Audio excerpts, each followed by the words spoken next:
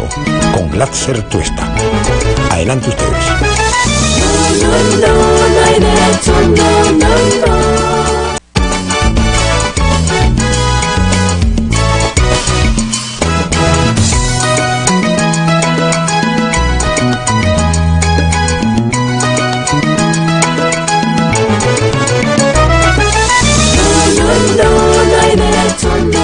¿Qué tal, amigos y amigas? Muy buenos días a todos y todas ustedes. Muchas gracias, como siempre, por acompañarnos. Son las 7:04 de la mañana. Estamos dando inicio al programa de hoy. Hoy es 15 de diciembre del año 2017. Y como todas las mañanas, un saludo especialísimo a quienes están ya a esta hora sintonizando la radio. Estamos aquí en RBC Radio 104.7 de la FM, aquí en Lima, en la capital de la República.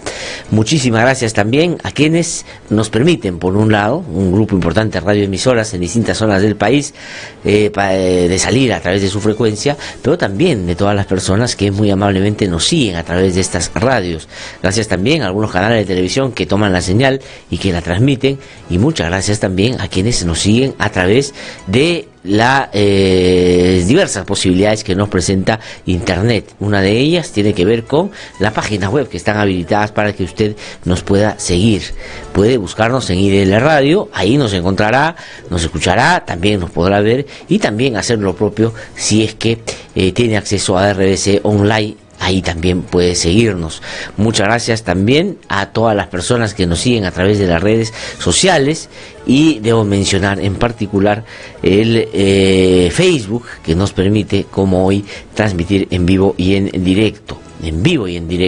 Para llegar a otros sectores y también vincularnos a otros grupos. Ahí les queremos agradecer muchísimo también, porque ustedes han hecho un esfuerzo y de manera muy generosa nos han compartido con sus amigos, con sus grupos de amigos, y cada vez tenemos más personas que nos siguen a través de esta vía. Muchísimas gracias por ello, y si tienen la posibilidad, esto a pedido por supuesto muy personal, síganlo haciendo para poder llegar también a otros sectores. Digamos, que nos conozcan, nos escuchan, si les interesa se quedan, si no, ¿cómo? Tiene que ser una sociedad de expresión libre, una sociedad democrática, pues escogerán y tendrán otras alternativas. Muchísimas gracias también a quienes nos siguen a través del Twitter y a otros medios de comunicación que, como hoy, recogen algunas informaciones que se derivan de las conversaciones, de las afirmaciones, de los dichos que salen aquí en el programa. Son las 7:06 de la mañana. La situación está muy complicada. Ayer, durante todo el día, se pronunciaron todos los sectores y actores políticos, digamos, con dos posiciones muy marcadas. La primera es pidiéndole al presidente de la República que dé explicaciones lo más detallada posible de qué pasó y cuál ha sido final y realmente el vínculo que él tuvo a través de algunas empresas, de la cual él evidentemente es parte, y algunas de ellas están básicamente, digamos, o le pertenecen a él única y básicamente, y por otro lado también que dé la información, o sin darla, ya algunos partidos políticos han expresado su voluntad de que renuncie. 5 agrupaciones políticas, la verdad, en el Congreso de la República han apuntado en esa dirección. Le han pedido que renuncie Fuerza Popular, y además Fuerza Popular ayer, digamos, al mediodía, le ha dado 24 horas para que tome esa decisión, y le ha dicho que si eso no sucede, pues encaminarán o llevarán adelante esta posibilidad que está prevista en la Constitución, que tiene que ver con la vacancia. También se han sumado a ese pedido de renuncia algunas otras agrupaciones, el APRA, por supuesto, muy vinculado y sintonizado con el fujimorismo, también Alianza para el Progreso, que lo ha hecho a través de un comunicado, también Nuevo Perú, y anoche, por lo menos, escuché a Johnny Lescano de Acción Popular, pues haciendo el mismo pedido. 5 bancadas en el Congreso pidiendo que renuncie el presidente. El Frente Amplio, liderado por Marco Arana, ha salido a pedir la vacancia. Ha dicho que esto tiene que ya encaminarse en esa dirección, y han hecho una serie de planteamientos que, digamos, se inscriben, creo yo, esa y algunas otras cosas que voy a comentar de otros partidos, en esta lógica de ganar a río revuelto. Porque, digamos, creo yo que ambos pedidos, tanto la renuncia como la vacancia, son constitucionalmente posibles, pero habrá que ver si es que algunos de estos tiene viabilidad y se tienen que respetar algunos procedimientos que no son formales, sino hacen parte de derechos fundamentales que tienen que ver con el debido proceso. ¿Qué cosa es lo que va a suceder frente a esa encrucijada, frente a ese planteamiento, frente a esas alternativas que le han puesto desde el Parlamento? El presidente Pedro Pablo Kuczynski salió ayer muy tarde, eran pasadas las 11:30 de la noche, a dar un mensaje a la nación.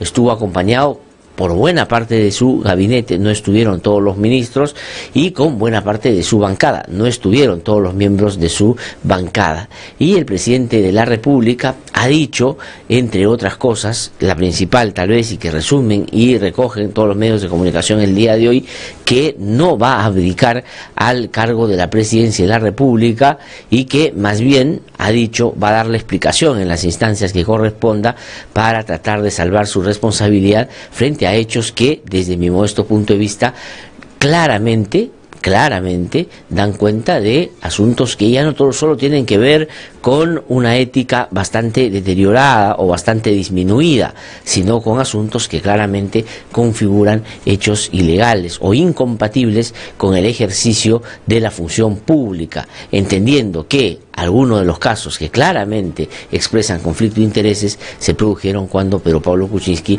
era ministro de Estado o alto funcionario en el gobierno de Alejandro Toledo.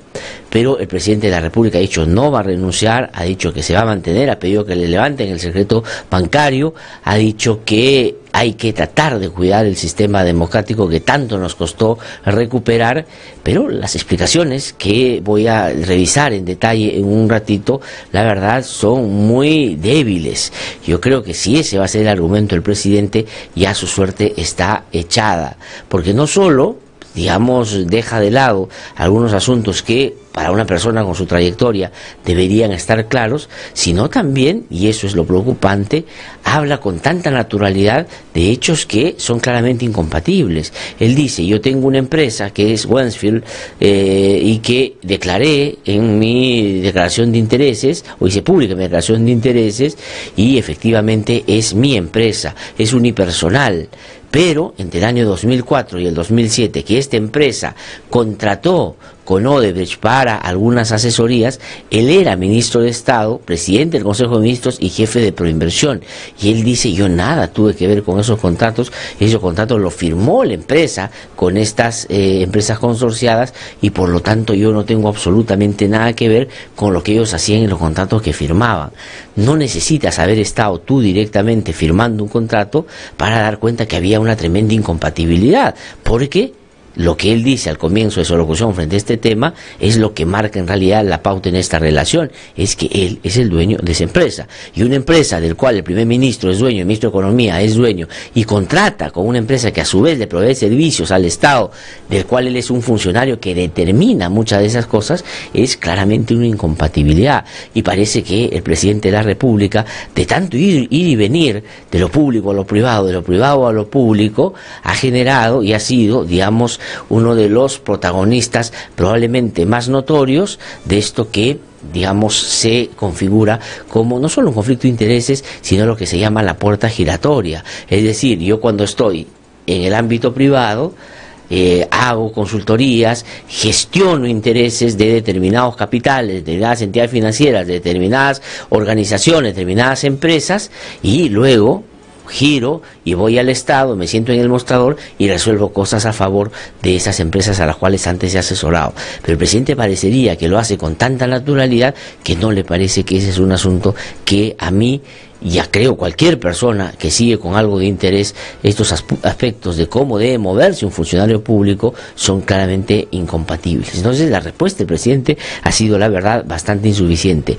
y ese llamado a defender el sistema democrático es un asunto que puede caer en saco vacío, en saco roto, porque muchas de las personas, entre las que yo me incluyo, como otras tantas, creemos que esa defensa de la democracia debió hacerse desde el principio, no permitir que avanzaran las cosas a un nivel de esta naturaleza, por entera responsabilidad del presidente de la República. Si bien es cierto, yo lo he mencionado en varias oportunidades, desde el comienzo, claramente, el fujimorismo estaba buscando generar el vacío de poder para o manejarlo colgado de una pita o finalmente sacarlo del cargo.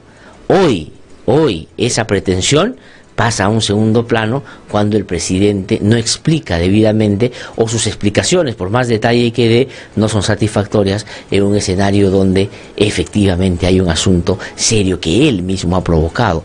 Este es entera y únicamente responsabilidad del presidente de la República. Los otros lo que van a hacer es sacarle provecho a esta situación, pero sobre eso también tenemos que tener un punto de vista y no quedarnos, como la mayoría, solo en la idea de que el presidente se tiene que ir, hay que buscar una manera para que ya deje el cargo, sino qué cosa podría suceder, no solo en términos formales y estableciendo claramente o desarrollando el procedimiento que claramente la Constitución establece para estos fines, sino también si es que la política esa que quiere aprovecharse de esta situación va a precipitar, digamos, un desenlace más dramático, va a buscar un desenlace más dramático para que finalmente de Kuczynski salgamos, se pase solo formalmente por sus dos vicepresidentes y termine el gobierno en manos del fujimorismo. ¿Se imaginan ustedes que uno de los escenarios posibles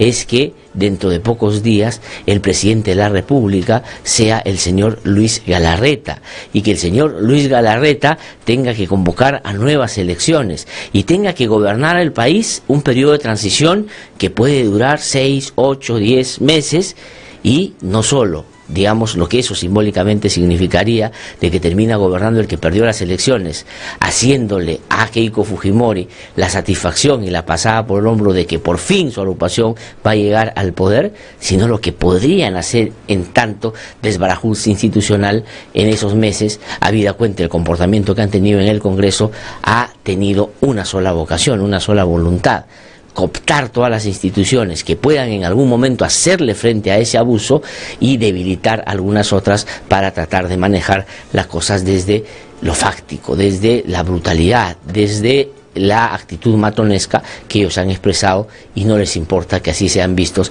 que así sean descritos y que así sean evaluados. Ese es un asunto que también hay que tener en perspectiva.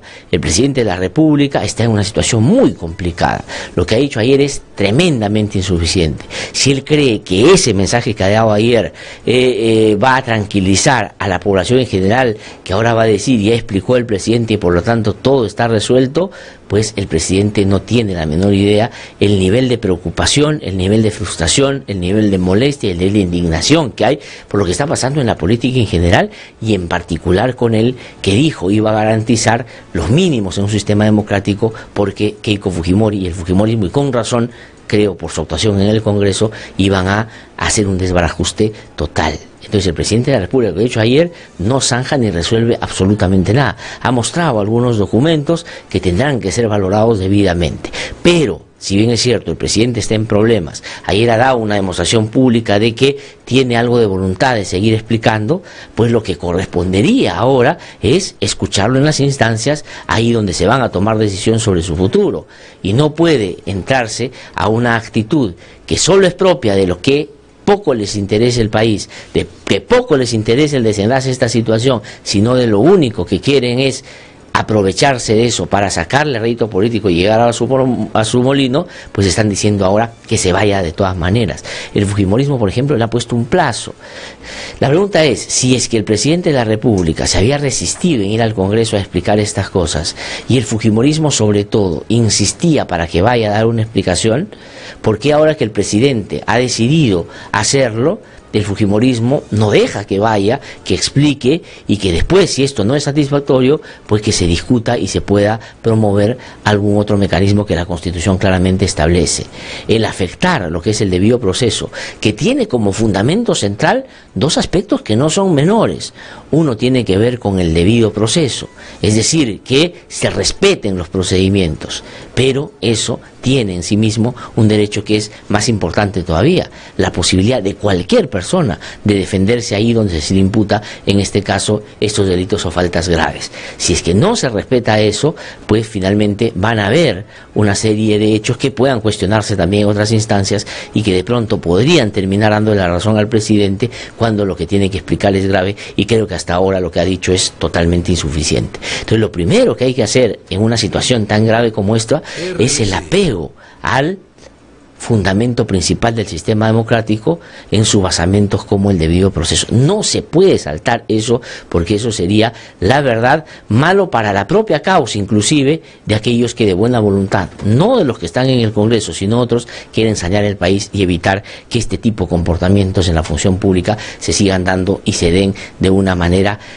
tan perniciosa para los intereses que todos perseguimos en un país de tantas necesidades. Entonces creemos que eso es lo que tiene que pasar. Debido proceso, hay que escucharlo, hay que dejar que dé documentos y que se contrasten, y en base a eso se genere una evaluación y una valoración. Lo otro es un prejuicio, es decir, que ya tomaron una decisión y no importa absolutamente nada y la van a llevar a la práctica. Eso es lo que me parece hay que tratar de preservar. Y lo otro, si sucediera lo que es probable va a suceder dentro de pocos días, que van a vacar al presidente porque él ha dicho que no va a renunciar, pues también la Constitución establece qué hacer cuando eso sucede.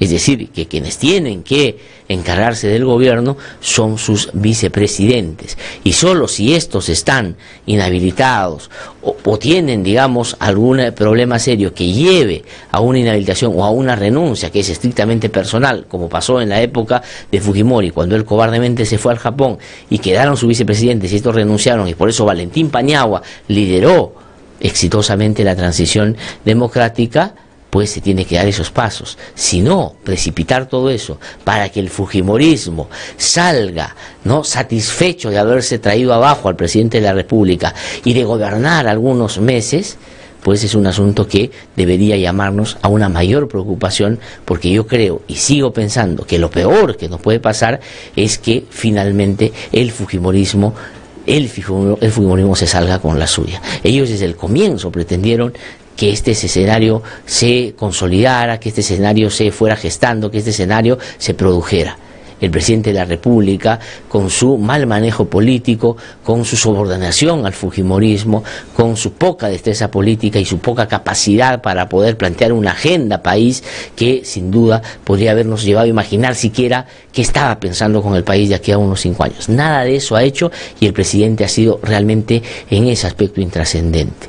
Pero más grave que eso es que no solo mintió al país, sino que tuvo una serie de participaciones muy concretas en hechos que en el marco de esta mega investigación que hay sobre el caso Lava Jato son sumamente graves y deberían haber llevado hace bastante tiempo ya una preocupación distinta. Entonces, sumados su debilidad, su subordinación, su manera de relacionarse, sobre todo con el fujimorismo, a esto que acaba de suceder, pues parecería que su situación es ya irreversible. Pero hay que pegarse en una situación como esta a lo que dicen los procedimientos constitucionales.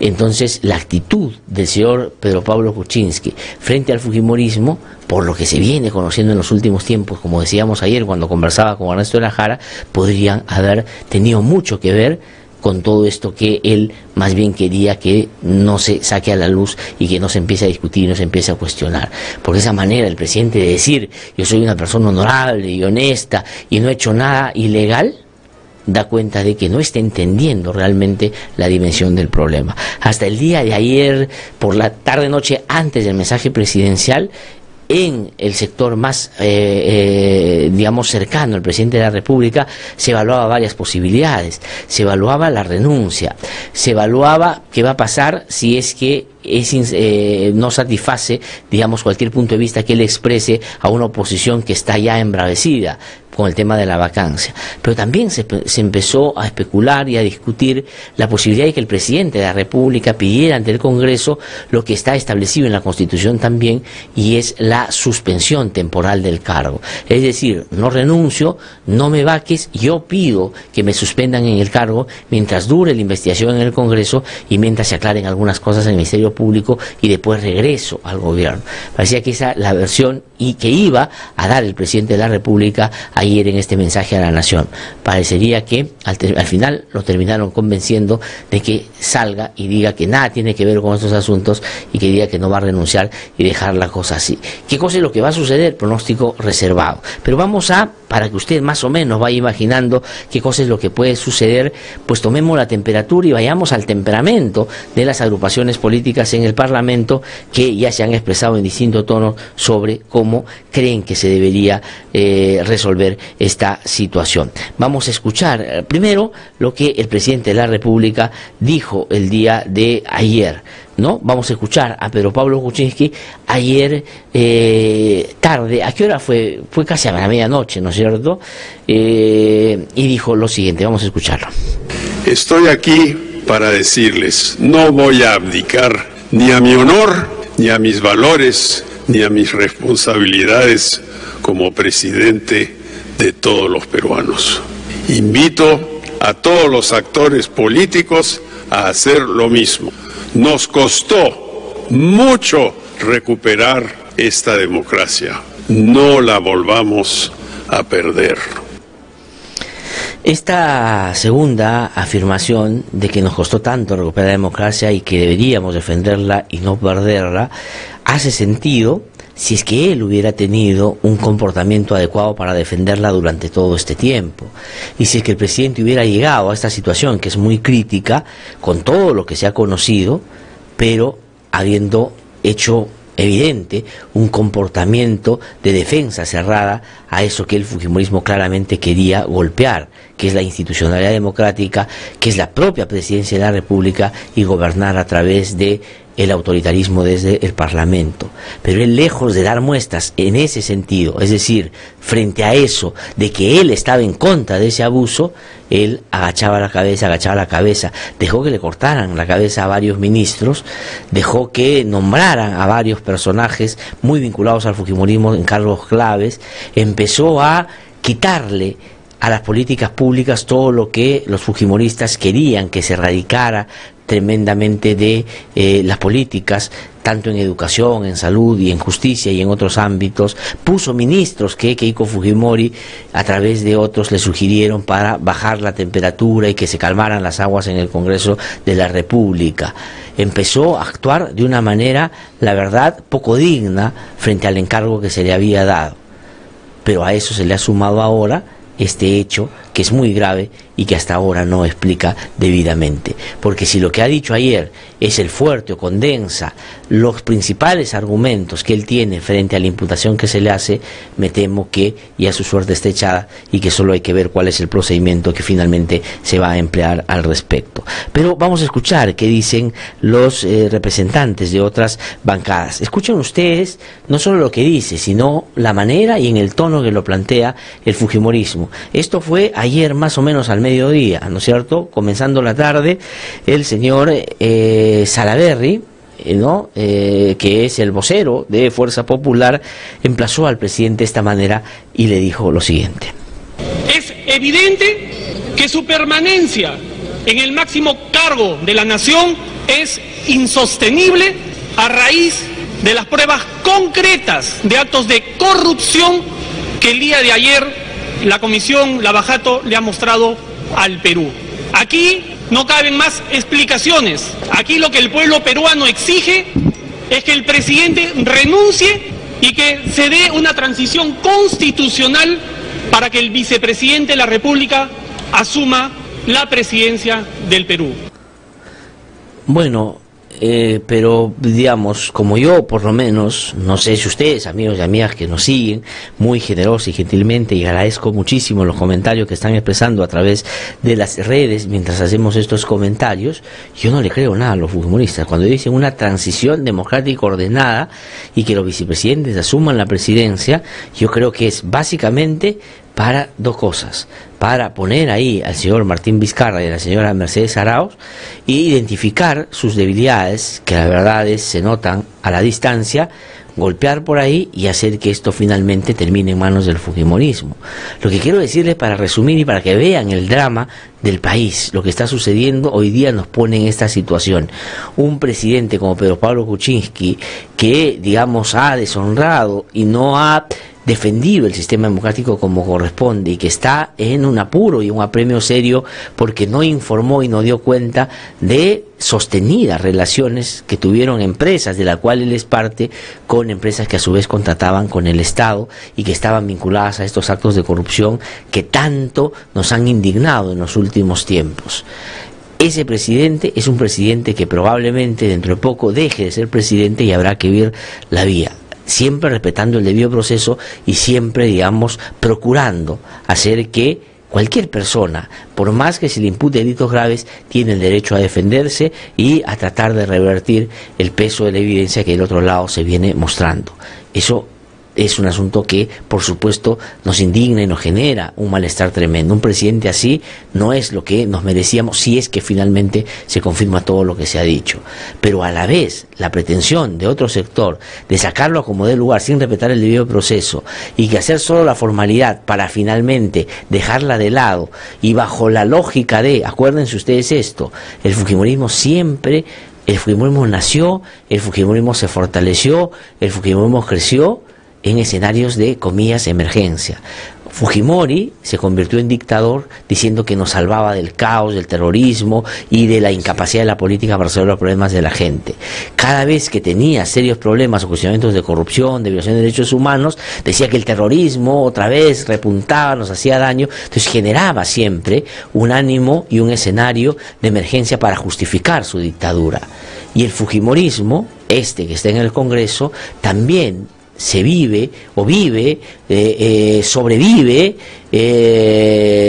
crece cuando, combinando demagogia con autoritarismo, plantea, comillas, eficacia para resolver problemas en situaciones de emergencia. Y por eso es que ha generado este escenario también para ellos ponerse como los abanderados que nos pueden dar una salida. Entonces, ni un presidente como Kuczynski, que hay que escucharlo y hay que esperar que dé sus descargos, así con tantos cuestionamientos, pero tampoco un fujimorismo que se haga de la presidencia sin haber ganado la elección, porque hay que ver ese fujimorismo no solo en el encargo que tendría si es que los dos vicepresidentes dejan de serlo, renuncian o lo sacan por cualquier consideración, que no sería muy difícil hacerlo desde mi punto de vista si el fujimorismo quisiera, porque el fujimorismo no solo va a tener el encargo de convocar a nuevas elecciones, sino de gobernar el país por lo menos 8 meses, por lo menos, o digamos, todos los meses que sean necesarios hasta el siguiente julio, que es donde tendría que asumir el nuevo presidente de la República.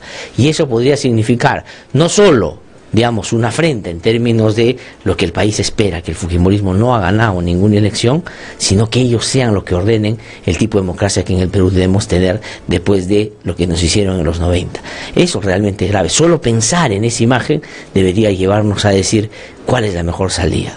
El apego, creo yo, a la Constitución, al procedimiento y a lo establecido, porque para eso está así previsto en la Constitución, pensando en escenarios de la naturaleza que tenemos hoy día, lamentablemente, por única responsabilidad del presidente de la República.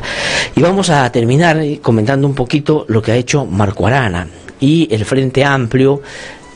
Lamentablemente, digamos, esto desde el comienzo, estas pugnas y peleas internas, estas sacha dirigentes que creen que son los grandes mesías de las bases indignadas del Perú, pues lo único que han terminado es reproduciendo las mismas prácticas de lo que la política que ellos cuestionaban antes, digamos, tiene como de llamarlo común. Y Marco Arana, en medio de esta situación, al margen, digamos, de que yo conozco la trayectoria de Marco Arana y creo que ha hecho cosas importantes, pero el comportamiento de algunos de los parlamentarios de su bancada, y ahora con el tema de la vacancia, queriendo ser ellos los que lideren ese proceso, me parece, sin respetar lo que ellos hubieran exigido si es que estuvieran en la situación de Pedro Pablo Kuczynski, pues quieren hacerse del mérito en ese sentido. Vamos a escuchar qué ha dicho sobre la situación de Pedro Pablo Kuczynski. Que se vayan a su casa, y el Frente Amplio está diciendo muy claramente: vacancia, elecciones incluso congresales, y estamos diciendo cambio de la constitución política del país, porque son esos contratos con rango de ley los que han llevado a este tipo de situaciones en que a las empresas no se les puede decir nada, a las empresas corruptas. Bueno, ahí está, ¿no es cierto? Que se vayan todos. Y bueno, sí, Porque, ojo, si es que los vicepresidentes, va a venir Alberto Borea en un ratito, que es un reconocido constitucionalista, que nos va a contar todos los procedimientos constitucionales en una situación de esta naturaleza. Pero lo que establece la Constitución es lo siguiente, es decir, si es que los vicepresidentes entran en función, uno de ellos entra en funciones y no tiene ninguna incapacidad para gobernar, es decir, no tiene ningún problema para hacerlo, tiene que cumplir el mandato, los 5 años que estaban previstos para que Pedro Pablo Kuczynski desarrolle su presidencia. Si es que eso no sucede, si es que sale Martín Vizcarra, entra Mercedes Arauz y Mercedes Arauz deja por algún motivo la presidencia, esto pasa a el presidente del Congreso de la República. Y si esa situación se diera, no solo sería, desde mi punto de vista, trágico ver al fujimorismo gobernando en ese tiempo, sino que ellos tendrían que convocar a nuevas elecciones. Y todas las elecciones, es decir, elecciones generales, ahí sí es al Congreso y es también a la presidencia de la República. Y estoy convencido que muchos de los que hoy están, y ojalá sea así, pidiendo la vacancia o pidiendo, digamos, la renuncia, no saldrían elegidos en ese próximo Congreso, y tal vez eso pueda terminar siendo un refresco y un cambio para darle a esta democracia una respiración artificial, porque si el fujimonismo sigue con esa actitud, siempre va a estar en cuidados intensivos. Son las 7:34 de la mañana, tenemos un muy buen programa el día de hoy, les pido que nos acompañen generosa y activamente como siempre. En un ratito va a venir a conversar con nosotros Alberto Adriancén, y Alberto Adriancén es muy interesante su punto de vista, no solo por su capacidad de análisis en este y otros temas vinculados por supuesto al ámbito de la política, sino también porque ha hecho y hace política, y porque además fue el principal asesor político de Valentín Paniagua, el momento en el que él lideró la transición democrática tan acertadamente en nuestro país después de la caída del régimen corrupto de Alberto Fujimori. Luego viene Alberto Borea y vamos a hablar con él sobre el ámbito más legal y constitucional para poder ver qué escenarios se prevén, qué escenarios son posibles, qué cosa de lo que se está diciendo no es verdad. Por ejemplo, entre otras cosas, pedir a través de una moción en el Congreso que renuncie el presidente es una tontería, ese procedimiento no existe. Lo único que se podría pedir ahí es una vacancia, pero él nos va a contar todo lo que ahí puede suceder y qué cosa es lo más grave de todo ese trance, ¿no es cierto?, esa situación dramática y terrible que va a ser de por lo menos una semana, un par de semanas, donde vamos a estar sometidos a una dinámica terrible, realmente, que ni el Papa con su visita, creo yo, va a terminar pudiendo componer. Y luego va a venir Sergio Tejada, que, como ustedes saben, fue presidente de la mega comisión que investigó los actos de corrupción en el segundo régimen de Alan García. Le han dicho de todos los últimos días también a él por los comentarios que ha hecho sobre la participación o presencia de García en el Congreso de la República. Pero lo que creo que hay que tener en cuenta que estamos en un escenario donde todos quieren pescar a río revuelto. Por eso usted, amigo y amiga que nos escucha y que es una buena ciudadana, que es inteligente, que sabe, digamos, distinguir lo que es la demagogia de lo que realmente es lo que al Perú le conviene, tiene que hacer fuerza para que las cosas tengan un desenlace que sea lo menos traumático posible, porque ya no estamos para este tipo de situaciones graves. No estoy, digamos, diciendo con eso que hay que librar al presidente. Si es que no hay posibilidades de que de lo que él entregue como parte de su defensa o de lo que diga ante las instancias correspondientes lo pueda salvar, pues lo otro se cae de Maduro. Pero lo que no podemos hacer es saltarnos eso solo porque los políticos están jugando al quién lo dice primero, quién lo hace primero, para después salir y decir yo fui el que me tumbé a ese presidente corrupto.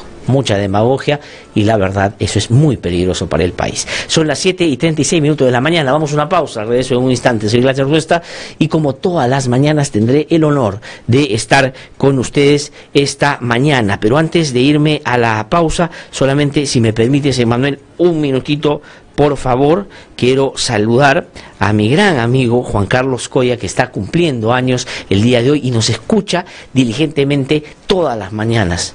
Pacho, un gran abrazo, que la pases muy, muy bien. Buena pausa, regreso en un instante, estoy aquí en No Hay Derecho.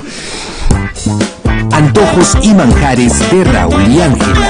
Servicio a domicilio de comida gourmet, parrilladas, caja china, carnes al cilindro y postres para todo tipo de eventos, despedidas, bodas, promociones. También ofrecemos servicio delivery. Comunícate con nosotros al 278-5404 o al 997-233-244. Antojos y manjares de Raúl y Ángela.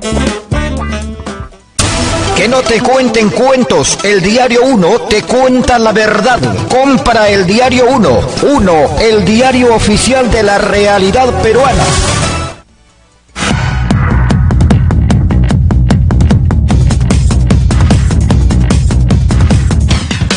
RBC 104.7, la otra forma de vivir.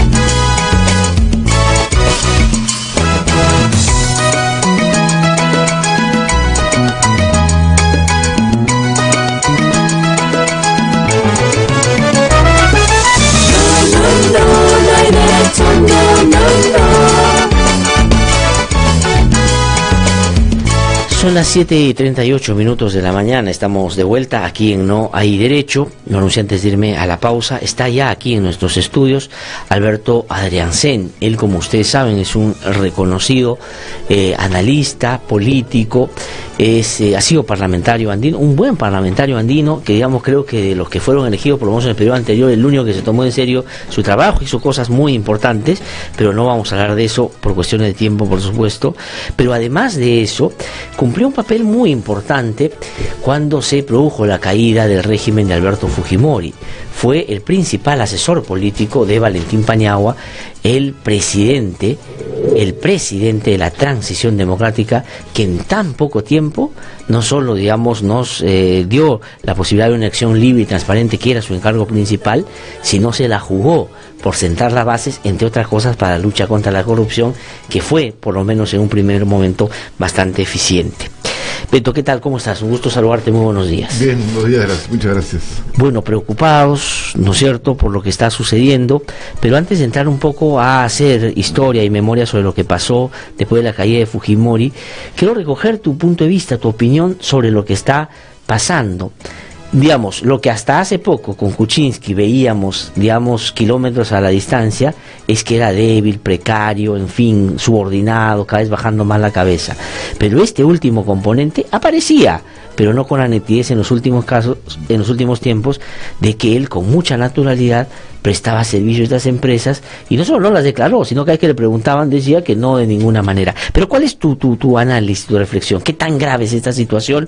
No digamos grave es, pero que te quiero decir es, ¿cuáles son los elementos que a ti te parece hacen el asunto que sea muy, muy complicado?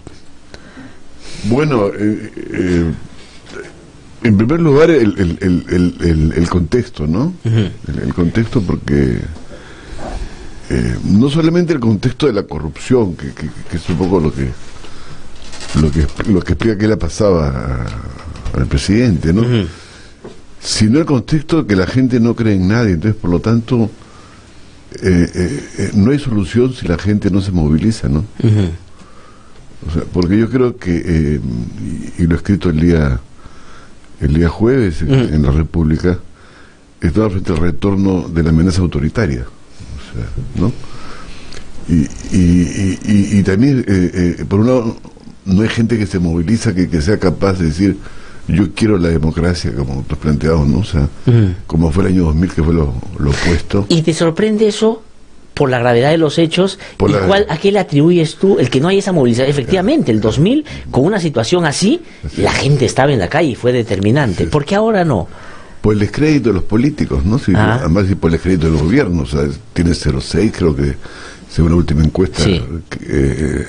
PPK tiene un alto índice de desaprobación. Alan García tiene un 80% como el más corrupto. Es decir, todos los que están, o todas las personas que son sobresalientes en política de una u otra manera, directa o indirectamente, están implicados en actos posiblemente de corrupción. Entonces, y la participación de esta gente y, digamos, el desdibujamiento de esos líderes políticos ha hecho, ¿crees tú, que la gente empiece a despegarse un poco, de vincularse de la defensa del sistema democrático, digamos, por el comportamiento de ellos? Bueno, posiblemente sí, o sea, pero sobre todo de la política, ¿no? De acuerdo. Como dice alguien, el problema no es que tú no creas, ¿no? Sino cuando la gente deja de creer en algo, puede creer cualquier cosa. Claro. Pero, Beto, en los dos últimos procesos electorales, y digamos, voy a alegar un poco a favor del sistema democrático, Keiko Fujimori perdió frente a los dos peores candidatos, digamos, en términos de lo que había en ese momento. Sobre todo el último, Kuczynski, míralo cómo está. El otro factor es Kuczynski, ¿no es cierto? Bueno. Porque finalmente yo no sé por qué se hizo elegir presidente Kuczynski, ¿no? Es un presidente que no tiene energía, que no gobierna, que no tiene la pasión de la política, ¿no? Y además como está implicado, bueno, no sé si está implicado, pero está comprometido, se mueve en ese mundo de los negocios que poco o nada tiene que ver con la política en el sentido de servicio, ¿no? Ajá. ¿No? O sea, y por eso que te parece... No tiene, además, él dijo el año 2011 que había que votar por Keiko. Sí, pues. Frente a Tupala. Es verdad. Entonces... hay un ¿qué nos sorprende, dices tú? Claro, ¿qué nos sorprende? Además, pero a ese nivel del que está ahora, o sea, tú pensabas, claro, porque a mí lo que más... Primero, ¿qué nos sorprende? O sea, que lo que se le acusa sea cierto, o sea, si él es su trabajo normal, digamos, ¿no es cierto? O sea, por eso es que la naturalidad con la que él se expresa diciendo, sí, la empresa dio servicios, pero yo no, o sea, es como pero que... yo le pido que lean los libros de Campodónico de los años 80 publicados por Desco sobre Kuczynski, ¿no? Sí, pues. Entonces... Sí. ¿no? Que sobre el petróleo, Dahmer, ¿no es cierto? Claro, que es un artículo sobre el lobista... Claro, pero, digamos, es así, digamos, ¿no? Él cree que gobernar es como manejar un directorio, ¿no?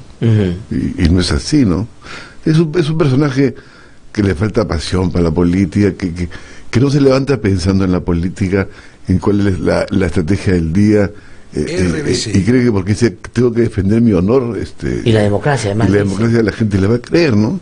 Ahora, pero ¿cuánto de la situación que vive ahora el gobierno y Pedro Pablo Kuczynski tiene que ver con Kuczynski, y si se puede cuantificar, y cuánto con la manera como, sobre todo el fujimorismo, ha ido habilitando, buscando un escenario de tal debilidad? Yo 50-50, ¿qué dirías tú? O sea, en términos de cómo se ha configurado el escenario. Yo creo que el fujimorismo ha hecho lo que ha querido hacer, digamos, ¿no es cierto? Porque mi tesis es que el fujimorismo hasta ahora no puede llegar al gobierno mediante elecciones, ¿no? O por lo menos, además, en estas circunstancias, porque mi idea es que el fujimorismo existe socialmente. Ajá. Fíjate el ejemplo y además el antifugurismo también existe socialmente, pero no políticamente y electoralmente, ¿no? Claro, pero no políticamente. Y fíjate lo que pasó en el Colegio de Abogados. ¿No? Sí, pues, con lo Biestein, dices tú, te has perdido. Saca 10.000 votos en la primera vuelta, la segunda saca 3.000 en la primera vuelta, pasan a la segunda vuelta, saca 13.000 y la segunda, la doctora Portocarrero, saca 16.000. Sí. Ya. Entonces, hay una especie de veto social, digamos, electoral, de un sector de la sociedad respecto al fujimorismo. Ajá. ¿No? Ese es un buen... Y entonces, ¿tú crees que este escenario es el que buscaba para ser presidente sin haber ganado? Claro, o sea, digamos, la única manera de ponerse la banda es, digamos, una vacancia. Una vacancia, pero en un escenario que esté más o menos, como diría pues Guzmán, que sea batido el campo, ¿no es cierto? Ajá, claro, que se han generado las condiciones. Las condiciones, o sea... Y las condiciones las han generado ellos, y Kuczynski ha aportado de una manera muy solidaria. Activamente, ¿no es cierto? ¿Y qué implica eso? El Tribunal Constitucional, ¿qué implica eso? La Corte Suprema, ¿qué Fiscal de la Nación. El Fiscal de la Nación, digamos, que además, pero que además un contexto en el cual todos estén interesados, inclusive, o una parte de ellos, en que permitir que eso pase, ¿no? Porque todos están comprometidos en la corrupción, o sea, me refiero a Alan García, en fin, a todos ellos, ¿no? Ese es el otro componente sobre el cual te quería preguntar. ¿Cuánto le ha puesto el tema de la implicancia de quienes están en la política ahora y están relacionados con el caso Lavallato a gestar este escenario. Claro que sí. ¿Tú crees que ha sido central? Bueno, la alianza con el APRA era visible, ¿no es cierto? O sea, ha sido una lógica de jalar un poco la alfombra, de patear el tablero. Así es, bueno, lógico. A la verdad tiene que protegerse de alguna manera. O sea, mi idea es que se viene un pacto, ¿no?, entre ellos para o sea, no pueden protegerse, no pueden soportar tanta investigación de la bajata. O sea, ¿tú crees que el peso del caso Lavallato, claro, en relación a Keiko y García es de tal magnitud que ellos dicen, no vamos a poder defendernos política ni técnica legalmente? Claro. Aprendemos a traernos abajo el sistema para, digamos, que se empiece a repartir la carta de porque los punching balls son bases de responsabilidades, son Toledo y Humala. Y Humala. O sea, hasta hace un par de meses esos eran los dos, comillas, corruptos de la historia del Perú. Los otros, digamos, jugaban tranquilos mirando el balcón. Pasaban piolas, digamos, ¿no? Pero ahora están comprometidos. Claro, entonces si tú comparas el 2000 con ahora, tampoco existe pues un personaje como Paniagua, no solamente en términos de honradez, digamos, ¿no? Sino un tipo que sabía lo que quería. O sea, claro, político, pues. Claro, yo recuerdo, porque como tú recordarás, Tudela renuncia antes de que se vaya a Japón claro, Fujimori. O sea, Fujimori ya tenía un solo vicepresidente. ¿no? Entonces, solamente déjame contar a nuestros oyentes, para que, digamos, algunos que se están enganchando esta hora, que son bastante, la verdad, por lo menos ahorita en el Facebook. Alberto Adriancén, digamos, fue asesor político de Valentín Paniagua, y en ese momento Fujimori cobardemente huye al Japón. Y después manda su cartita por fax, pero ya el Congreso lo había vacado. O sea, él, le rechaza la carta y lo vaca por incapacidad moral. Pero antes de que él haga eso, ya Tudela, Francisco Tudela, el gran opinólogo de temas internacionales y democracia, era vicepresidente del Fujimori, primer vicepresidente del Fujimori, que había ganado el 2000 de una manera fraudulenta. Y el segundo era este señor Márquez, que venía de la Sociedad Nacional de Industrias, me parece, ¿no es cierto? Era un empresario. Y entonces ya antes había renunciado Tudela. Entonces cuando renuncia, o cuando lo vacan a Fujimori, solo tenía un segundo vicepresidente. Así es. ¿Y qué pasa con ese segundo vicepresidente? Entonces, tú recordarás que, digamos, el jueves, creo que Paniagua jura como presidente del Congreso, ¿no es cierto? En noviembre de 2000. Así es, un jueves. El día lunes estábamos los dos en el despacho congresal del presidente del Congreso y llama a Márquez. En ese momento lo llama al presidente Paniagua. Y Márquez le dice, señor Paniagua, lo espero en el Palacio de Gobierno para discutir la transición. ¿No es cierto? Paniagua le responde, no, venga usted al Congreso. Claro. ¿No es cierto? Ya, entonces, obviamente, la segunda fase del proceso fue pedir la renuncia de Márquez, y Márquez cayó. ¿Y quién era presidente del Congreso? Era Paniagua, pues. Ya, claro, Paniagua era presidente del Congreso, claro, y lo llama, o sea, Márquez lo llama como presidente del Congreso para discutir la transición, asumiendo Márquez la presidencia de la República de facto. No para decirle que va a renunciar y que él tiene que asumir. Si Paniagua, si Paniagua iba al Palacio, obviamente reconocía como presidente a Márquez. Como presidentes de facto, digamos, ¿cierto? De hecho, como le tocaba. Mira, ¿qué tal? No solo gesto, ¿no? Que bien parado Paniagua, que le dice, no, señor, venga usted. Al Congreso. Entonces ahí lanzamos y Márquez va.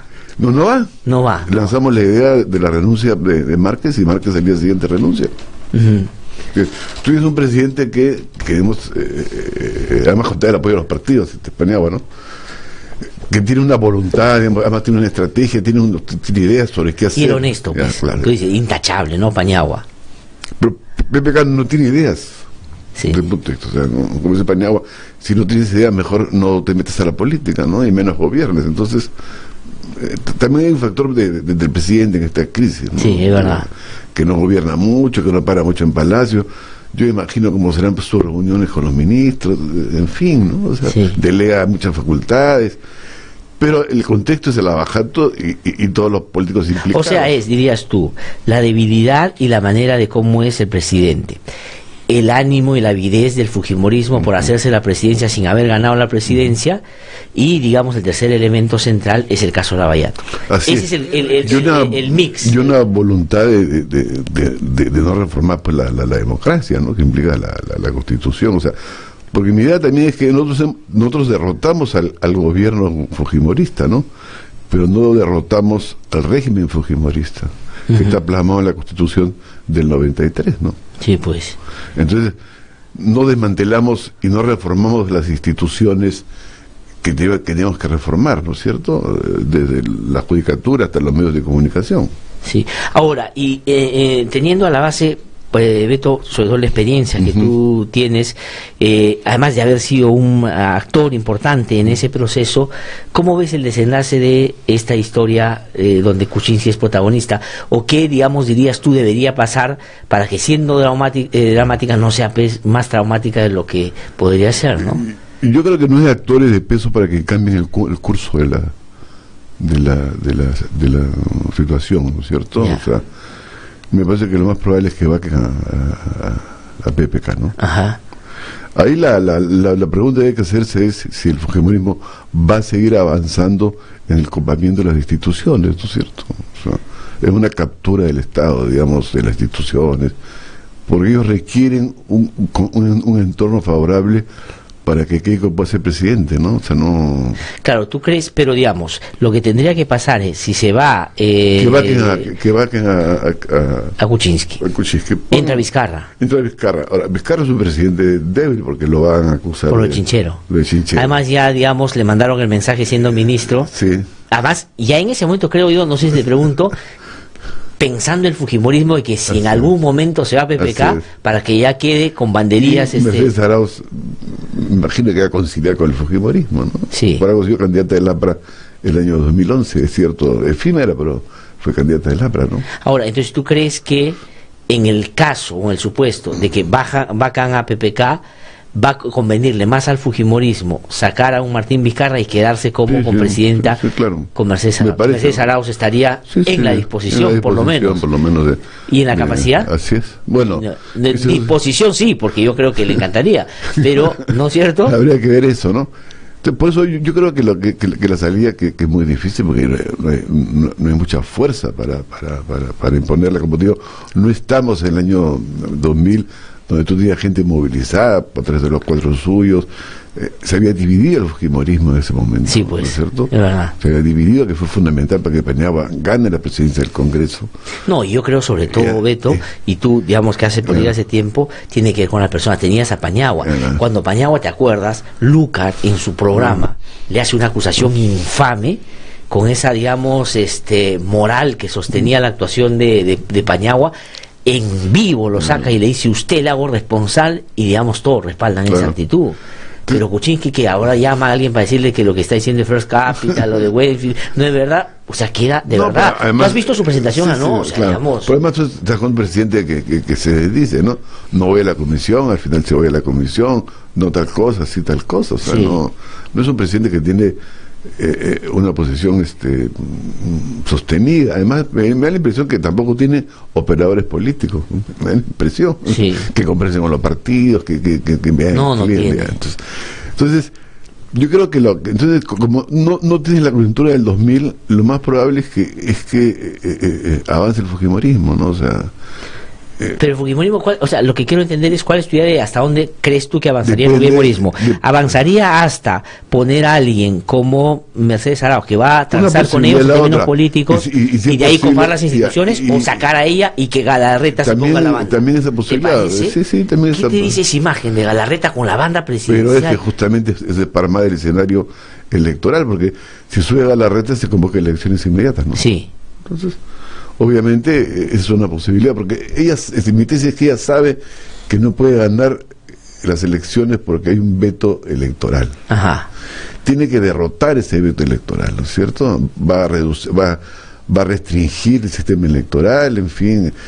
Supone que aprueben la ley de Müller, ¿no? Que tú requieres 3 años de antigüedad para poder ser candidato. O sea, ¿tú crees que si el fujimorismo llegara al gobierno o a liderar la transición, no solo, digamos, haría lo que el mandato constitucional establece, que tiene que convocar unas elecciones, sino que acondicionaría todo para que en la próxima elección Keiko gane de todas maneras. Claro. O sea, se dedicaría a eso. Claro, me parece que eso, como digo, que tiene que, entre comillas, batir el campo, ¿no? Eso tiene que aplanar el campo para que pueda, porque las experiencias del Colegio de Abogados, bueno, la experiencia de las elecciones de 2011, de 2016, la última experiencia del Colegio de Abogados, la última que se dio ayer, creo, en el Colegio de Enfermeras, que ha perdido la candidata fujimorista frente a otras candidatas no fujimoristas, es evidente que estamos frente a un problema que tiene que resolverlo si quiere llegar a las elecciones, porque tampoco puede llegar a las elecciones con un golpe de Estado. Claro. O que Galarreta, ahora que es presidente, le diga, no, ya, yo le doy la banda a la señora Keiko para que ella sea la presidenta. No entonces, puede. Le gustaría, me imagino. Por eso yo creo que, en mi opinión, o sea, sé que va a ser muy difícil que se pueda hacer, porque no hay fuerza. La solución es elecciones generales. Sí. Ya, pero la única manera de eso es que la banda llegue al Congreso, así es. Pero que el fujimorismo se encargue. Pero si tú dices que el fujimorismo va a ablandar... Ya, pero está bien, pero el núcleo central del poder fujimorista... Va a cambiar. ¿Cuál es? Es el Congreso, ¿no es cierto? Porque esa idea que renuncie el presidente y no toques el Congreso... Claro, es una...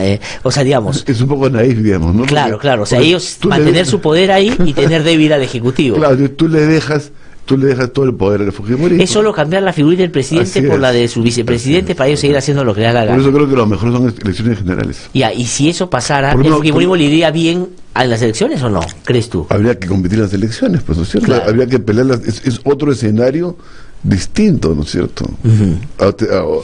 Entonces, eso para mí es una opción, digamos. O sea, sé que es difícil, sé que no hay mucha fuerza social para que le imponga, pero creo que es la salida, porque hay que debilitar el núcleo central desde el punto de vista del fujimorismo, del poder, que es el Parlamento. Claro. Si tú dejas el Parlamento como está...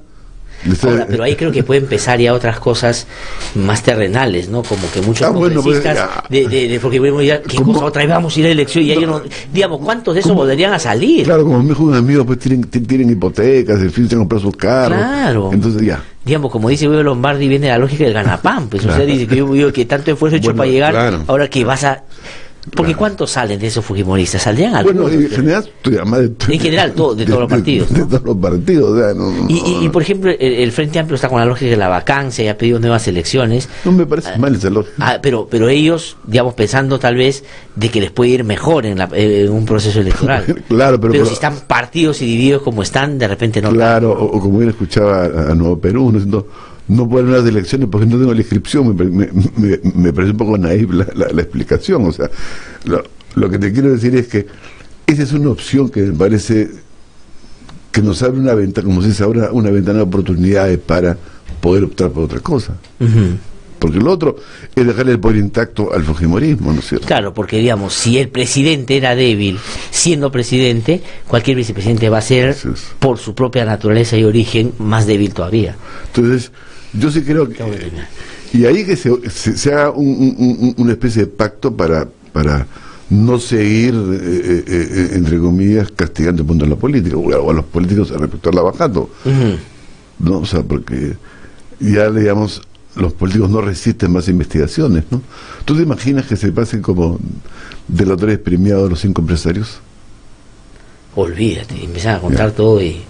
Ahora, todo también han sido también un poco elementos, como diría Maquiavelo, de la fortuna, porque nadie imaginaba los empresarios, ¿no? Ahora, pero también hay otro elemento que creo que tengo que terminar, agradeciéndote por supuesto, hay otro elemento que no hay que desestimar, y es que al haber hecho gala de ese poder que tiene el Fujimorismo en el Congreso, para gobernar desde ahí, y para inclusive vacar al presidente, háblale a Odech y a Barata con ese peso, y ellos pueden empezar a dosificar con García y con... Claro, pero fíjate, yo tengo una pregunta que se le hizo a un amigo que o sea, ¿por qué la carta de la Comisión de Lavajato solamente le pregunta sobre Kuczynski? Sobre Kuczynski, no sobre García. Sí, ayer una periodista le preguntaba eso a Barta, le decía, y él ha preguntado también por qué, y le ha preguntado también, señorita, hay información reservada que no puedo dar a conocer. ¿Pero por qué habla el presidente? Claro. Bueno, la información es reservada, no se la puedo dar. Entonces, y claro, no es reservada cuando es... Una tesis que ellos ya sabían lo que le iban a mandar, digamos, ¿no es cierto? Claro. Yo creo que ha sido parte de la conversación. Entonces, lo que te quiero decir, entonces, en ese sentido, Un escenario más potable para mí es que todos comencemos a votar nuevamente por el Congreso, a votar por el presidente, a votar por el Parlamento andino, por todo nuevo. Repitamos el 2016. Nos tenemos que dar otra oportunidad para poder defender la democracia. Lo otro es, y reformarla, ¿no? Porque no basta hacer elecciones, reformarla y hacer lo que yo he llamado un compromiso democrático entre las fuerzas democráticas y progresistas, con una plataforma muy clara que incluye la reforma constitucional. Sí, ahora, pero el asunto está no con estos partidos que han sido los que han lamentablemente provocado ese desapego de la gente por la propia democracia. Claro, hay que buscar... Hay que poner un cernidor ahí, que hace solo lo que realmente... Yo siempre he pensado lo mismo, que existe una comisión, como le dije un día a Humala en el 2008, aquí es una comisión que revise a los parlamentarios. Beto, muchísimas gracias, gracias por haber venido. Muy amable, ¿eh? Como siempre, tan claro, y por tu conocimiento. Además, vamos a invitarte más seguido aquí al programa para seguir analizando estas cosas. Ahora, ¿esto cuánto le das de tiempo? Poco tiempo, tiene que encenarse rápido. Sí, es una semana. O sea, no se puede prolongar. O sea, una semana, o sea que digamos, a Navidad llegamos con... Sí, antes de irme, fíjate, no hay actores fuertes. O sea, si esto se viviese el año 60, como me dijo un amigo empresario, ya habría un golpe de Estado. Sí, pues. No hay actores que te resuelvan la crisis en forma tajante.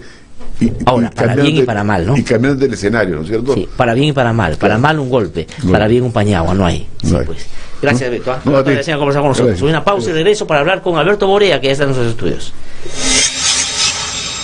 Soy Norma Méndez Díaz, madre de Melissa Alfaro Méndez, una joven de 23 años que falleció por un sobrebomba enviado por el Estado de nuestro país a cargo de Alberto Fujimori el 10 de octubre de 1991. Nosotros los familiares estamos en desacuerdo con el indulto porque contravendría las leyes, porque creemos que los que cometen delitos deben cumplir su condena, sean presidentes, sean políticos, sea quien sea.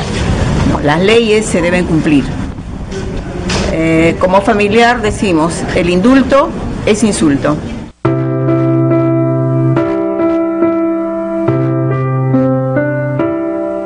Soy Glatzer Tuesta y espero que la ilusión de la Navidad perdure siempre en sus corazones.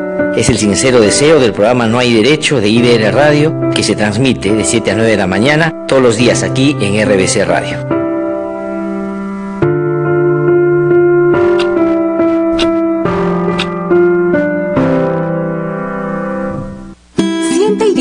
El sabor del cascajal, el divino placer de comer.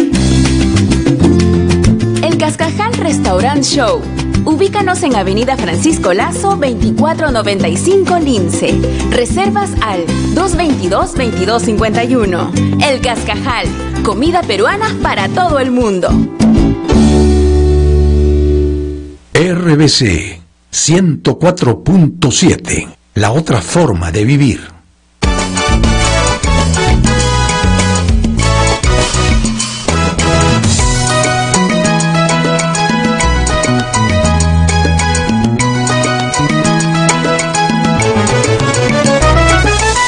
Son las 8:05 de la mañana, estamos de regreso aquí en No hay Derecho. Lo anuncié antes de irme a la pausa, pero temprano también cuando hacía los comentarios. Está con nosotros ya aquí en nuestros estudios Alberto Borea. Ustedes lo conocen bastante bien, es un reconocido jurista, abogado constitucionalista, político, y ha venido para conversar con nosotros y, aprovechando su múltiple condición, preguntarle por los asuntos, por supuesto, constitucionales, pero también por los aspectos políticos y qué escenarios se prevén para una situación tan dramática como la que estamos viviendo. Doctor Borea, gusto saludarlo, muy buenos días. ¿Qué tal, Glatz? Muchas gracias por haber venido a conversar con nosotros esta mañana. ¿Cuál es su opinión sobre lo que está pasando? Es decir, ¿cómo su reflexión sobre lo que está pasando? ¿Por qué hemos llegado a una situación de esta naturaleza? Y después entramos a qué cosa puede pasar. Bueno, varias cosas. La primera reflexión es que no nos atrevimos como país a terminar con el fujimorismo y con los males que el fujimorismo trajo en los años 90. Entre otros, el involucramiento y de la, digamos, de quienes hacen política con claros intereses económicos y con agendas particulares, y naturalmente la consagración de un Estado prácticamente irresponsable, en donde prácticamente luego de la caída de Fujimori, más que de la caída de Fujimori, de la huida de Fujimori, no nos olvidemos de eso, no se cambió prácticamente nada, no se modificó nada. Se siguió hasta con su propia constitución, lo cual es una vergüenza para los peruanos. Ahora, díganle a los oyentes, doctor Borja, disculpe que lo interrumpa, cuando usted hace la afirmación, no pudimos acabar con el fujimorismo, se refiere a, digamos, a cambiar las condiciones que hicieron de Fujimori un dictador y hemos mantenido esas reglas en adelante. Está hablando básicamente de la Constitución y de qué cosa... No solamente de la Constitución, sino de la concepción social que se hizo imperante en el país a partir de una prédica que la inmensa mayoría de medios consideró como normal y buena. Es decir, hay un libro de Alain de Nolt que se llama La mediocracia, que es un libro que yo lo recomiendo, lo pueden leer en castellano, no estoy seguro, La mediocracia, en realidad lo escribe en francés, que se llama La mediocracia, ¿no es verdad?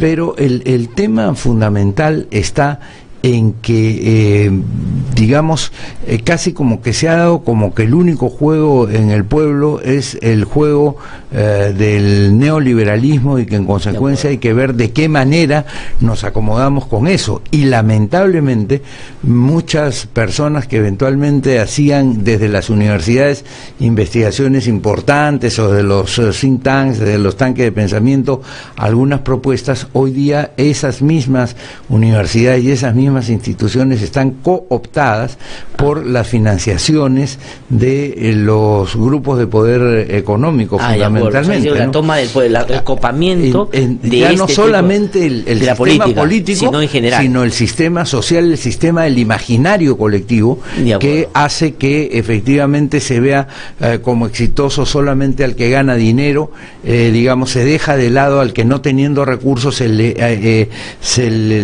prohíbe prácticamente, se le veda la participación en política, se hace indiscutible a la gente que está en la parte alta del sector económico social, ¿no es verdad? Y se acepta casi como normal que lo que pasó en Italia, que las capas económicas se hagan del poder político, ¿no es verdad? Y eso tú lo ves hoy día con toda claridad. O sea, se ha generado en este Congreso. Buscado generar o extender un sentido común de que, la política, en general, todos los poderes legalmente concebidos y los fácticos también son inamovibles, y uno tiene que acostumbrarse a vivir y a convivir con ellos, con lo que le toca en ese modelo. Con lo que le toca en ese modelo. Y si la política está subordinada y está en cuerdas paralelas, mejor, porque ellos lo manejan de otra manera. Claro, ahora, como de todas maneras el vicio le tiene que rendir homenaje a la virtud a través de la hipocresía, se sostienen algunas formas democráticas, ¿no? Algunas formas democráticas,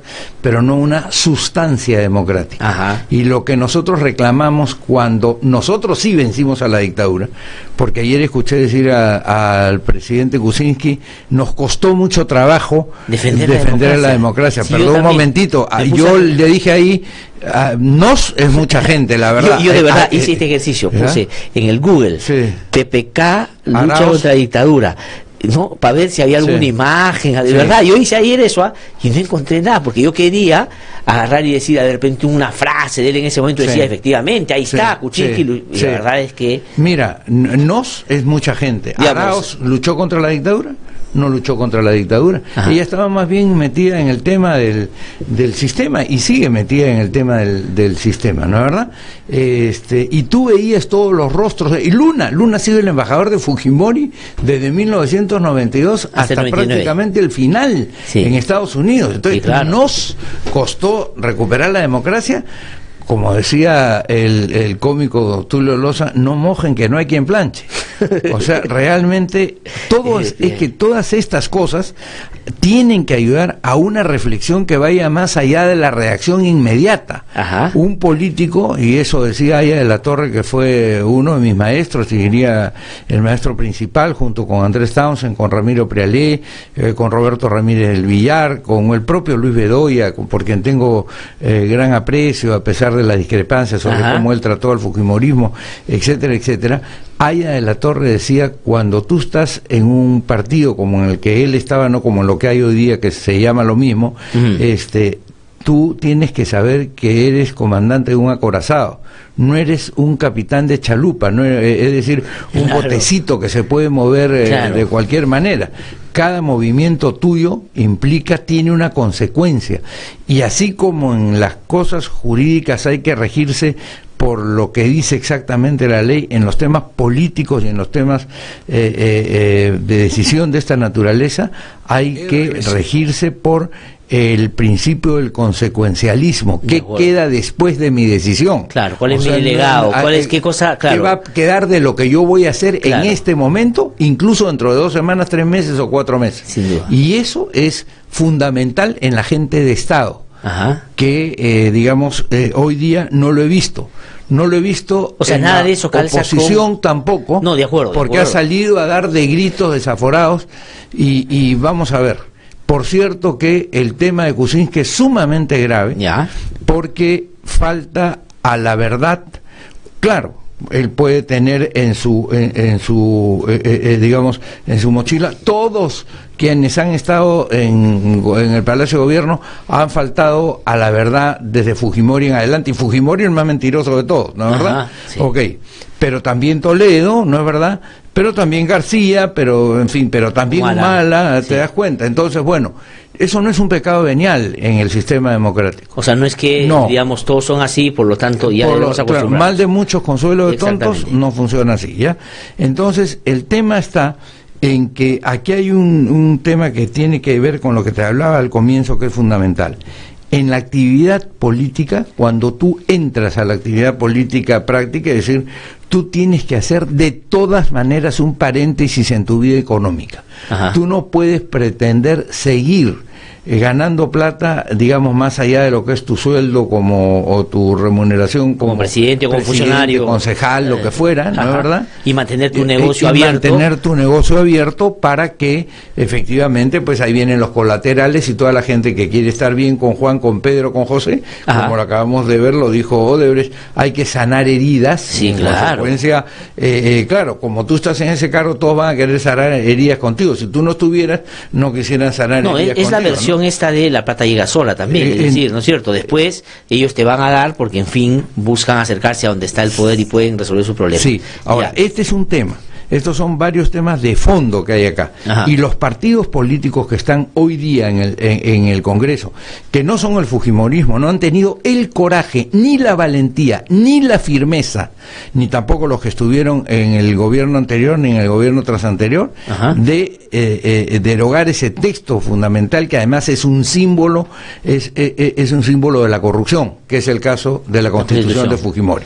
Nosotros tenemos como bandera, si la Constitución es la bandera de la corrupción, por la falta de coraje y de valentía de toda esta gente durante todos estos años, que ha dado lugar a estos lodos. Como dicen, esos vientos nos trajeron estos lodos. De acuerdo, pero, y hay que decir que a diferencia de lo que pasa ahora, donde efectivamente el fujimorismo tiene una mayoría tremenda en el Congreso, en los gobiernos anteriores no la tenía, y los otros pudieron haberse, de una perspectiva democrática, hacer el cambio, y no quisieron, o sea, han sido cómplices de que finalmente el fujimorismo mantenga sus propias reglas. Se dejaron ganar por ese discurso de no hay que hacer olas al sistema para que el Perú eventualmente siga creciendo. Claro, el Perú decrecerá si es que se elige un gobierno tipo Maduro, un gobierno que se la pegue de comunista o de filo comunista, porque ya el comunismo ha demostrado los más desastrosos resultados en el mundo, no solo en el tema económico, sino en el tema, ojalá solo fuera en el económico, de los social, derechos humanos, violaciones de la libertad de expresión, en fin. Tampoco es una solución el comunismo, sin duda. Pero tú tienes aquí dos cosas que hay que señalar. En primer lugar, no, a pesar de todo lo grave que es la situación, a pesar de todo lo grave que es la situación, hay que hacer una distinción. Ajá. Fujimori se fue corriendo, Sí. huyó, ¿no es verdad? Ni siquiera dio la cara, no dijo nada, se mandó cambiar. Kuczynski, en fin, digamos, a su manera, tiene una actitud y se a ha su quedado. manera distinta, se queda, da la cara y dice, voy a defender mi versión. Ajá. Yo creo que hay que darle tiempo para que defienda su versión. De acuerdo. Difícil de creer, y te lo digo con franqueza, ojalá nos haga, claro, por y ahí supuesto, esa versión, ¿qué le ojalá parece? nos haga, en primer lugar, cuando se dice es una versión muy leve, claro, es una versión de 4 o 5 minutos, tú tampoco puedes pretender No, sin que en eso no 5 es minutos sí, claro. explicas todo, Sí, ¿no, sí. verdad? Pero ahí O puedes sea, sacar unas señales, ¿no? pero tú das ahí una idea que tienes que desarrollar en los días siguientes. Sin duda. Por ejemplo, pregunta. Ajá. Muy bien, yo recibo en mis cuentas patrimoniales como consecuencia de una empresa que yo tengo $700,000 o Sí. $1 millón. Aunque yo no esté manejando la empresa, lo menos que hago es preguntar, oye, le pregunto al administrador, oye, qué bien que nos ha ido, ¿y de dónde hemos sacado esta plata? Sin duda. O sea, es lo menos que yo haría, vamos a decir de alguna manera, ¿no? Ahora, sobre todo en el caso de Westfield, que la empresa está constituida de manera unipersonal, sí, a diferencia de las otras, porque él se quiere librar de eso diciendo, Sí. y esto es importante, porque Sí. él lo que dice es, yo era funcionario, Sí. y yo no me encargaba de la empresa, había otro personal que hacía las cosas, pero claro, lo que la ley establece es que no necesitas tú haber firmado nada, con que seas, digamos, parte de esa empresa y que contrates con una empresa que a la vez contrata con el Estado, estás en un problema de conflicto de intereses, ¿no es cierto? Mira, el artículo 219 de la Constitución del Perú, o sea, de la de 1979, señala: los ministros no pueden ejercer actividad lucrativa ni intervenir directa ni indirectamente, ni directa ni indirectamente, en la dirección o gestión de empresa ni asociación privada. O sea, eso dice la Constitución del Perú de 1979. Y el texto de la hipocresía fujimorista, el de 1993, repite en este punto el tema cuando dice, déjame ver, acá lo marqué, los ministros no pueden ser gestores de intereses propios o de terceros o de ejercer actividad lucrativa ni intervenir en la dirección o gestión de empresas ni asociaciones privadas. Ya, pues, Artículo está clarísimo. 126. Está clarísimo. Es decir, eso nos lo tiene que explicar, es decir, cómo compatibiliza una actividad mientras era funcionario y sobre todo ministro de Estado con esa actividad empresarial. Y hay que darle la posibilidad de que lo haga, sí hay que darle la posibilidad de que lo haga. Parece difícil que encuentre una respuesta, parece difícil. Ahora, pero hay que decirle, doctor Borea, a la persona lo siguiente. O sea, una cosa es que a ti no te convenza lo que el presidente dice, que es distinto a no dejes que vaya a hacer sus descargos y lo quieras vacar inmediatamente. Por supuesto, por eso digamos, te digo. ¿no es cierto? O sea, lo que tiene que vaya, que y si no convence, se habilitará. Así es. Pero lo que ya los fujimoristas ayer le dijeron es, le damos 24 horas para que renuncie, que se cumple ahora a la 1 de la tarde, ¿ah? Si no van a iniciar el proceso de vacancia, ha dicho. ¿Qué le parece eso? Mire, cualquier cosa, Glatzer, que digan los fujimoristas respecto a eso, y eso es lo que ha faltado en los últimos años, es enrostrarles permanentemente que la crisis ética del Perú se agrava sustantivamente con ellos. Es decir, si hoy día tú puedes descubrir lo que está pasando en el Poder Ejecutivo es porque tienes una democracia. Cuando ellos estuvieron en el poder había muchísimo más que eso. ¿Dónde están los 10.000 millones de dólares de la privatización de las empresas públicas? ¿Dónde están? Ajá. ¿Dónde están los 15 millones de dólares que le pagó Fujimori a Montesinos supuestamente como sus ETS antes de salir? ¿Dónde están? Es decir, aquí están arañándose por $1 millón y me parece muy bien porque habría que arañarse por 500.000 también. Sí. Pero el problema está en que esa gente no se puede poner al frente de la lucha contra la corrupción, además de manera vocinglera.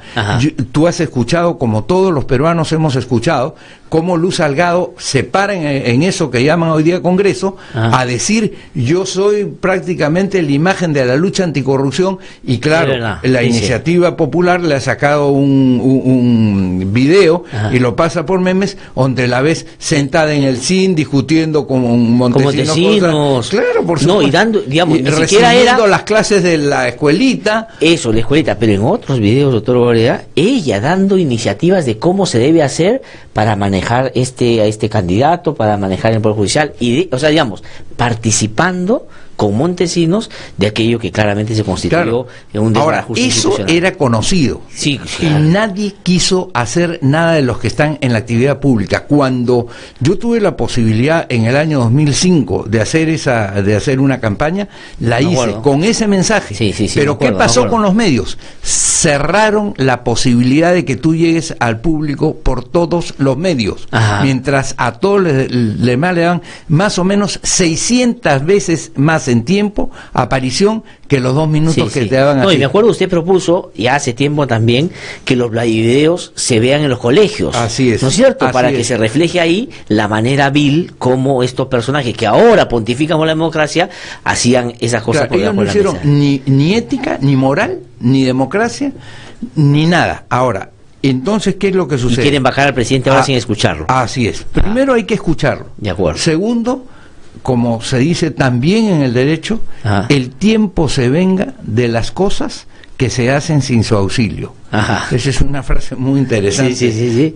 No sé si es de Calamandrei, Caneluti o de Couture, la repite con seguridad.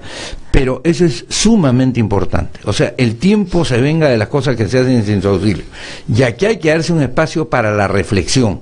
Cuando sucede un problema serio, lo que hace un padre de familia o una persona natural es, voy a pensarlo. Sí, claro. No reacciona de inmediato, porque la prisa es mala consejera. Es verdad. ¿Ya? Ahora, pero el fujimorismo es digamos, se ha generado, se ha gestado, su concepción es actuar en tumulto, en emergencia. Por eso es que lo que quieren es, en medio de un escenario convulso, sacarle provecho inmediatamente. Y eso es lo que hay que evitar, dice usted. Precisamente porque ellos nunca han querido cosas buenas para el Perú, no quieren buenos consejos, quieren malos consejos.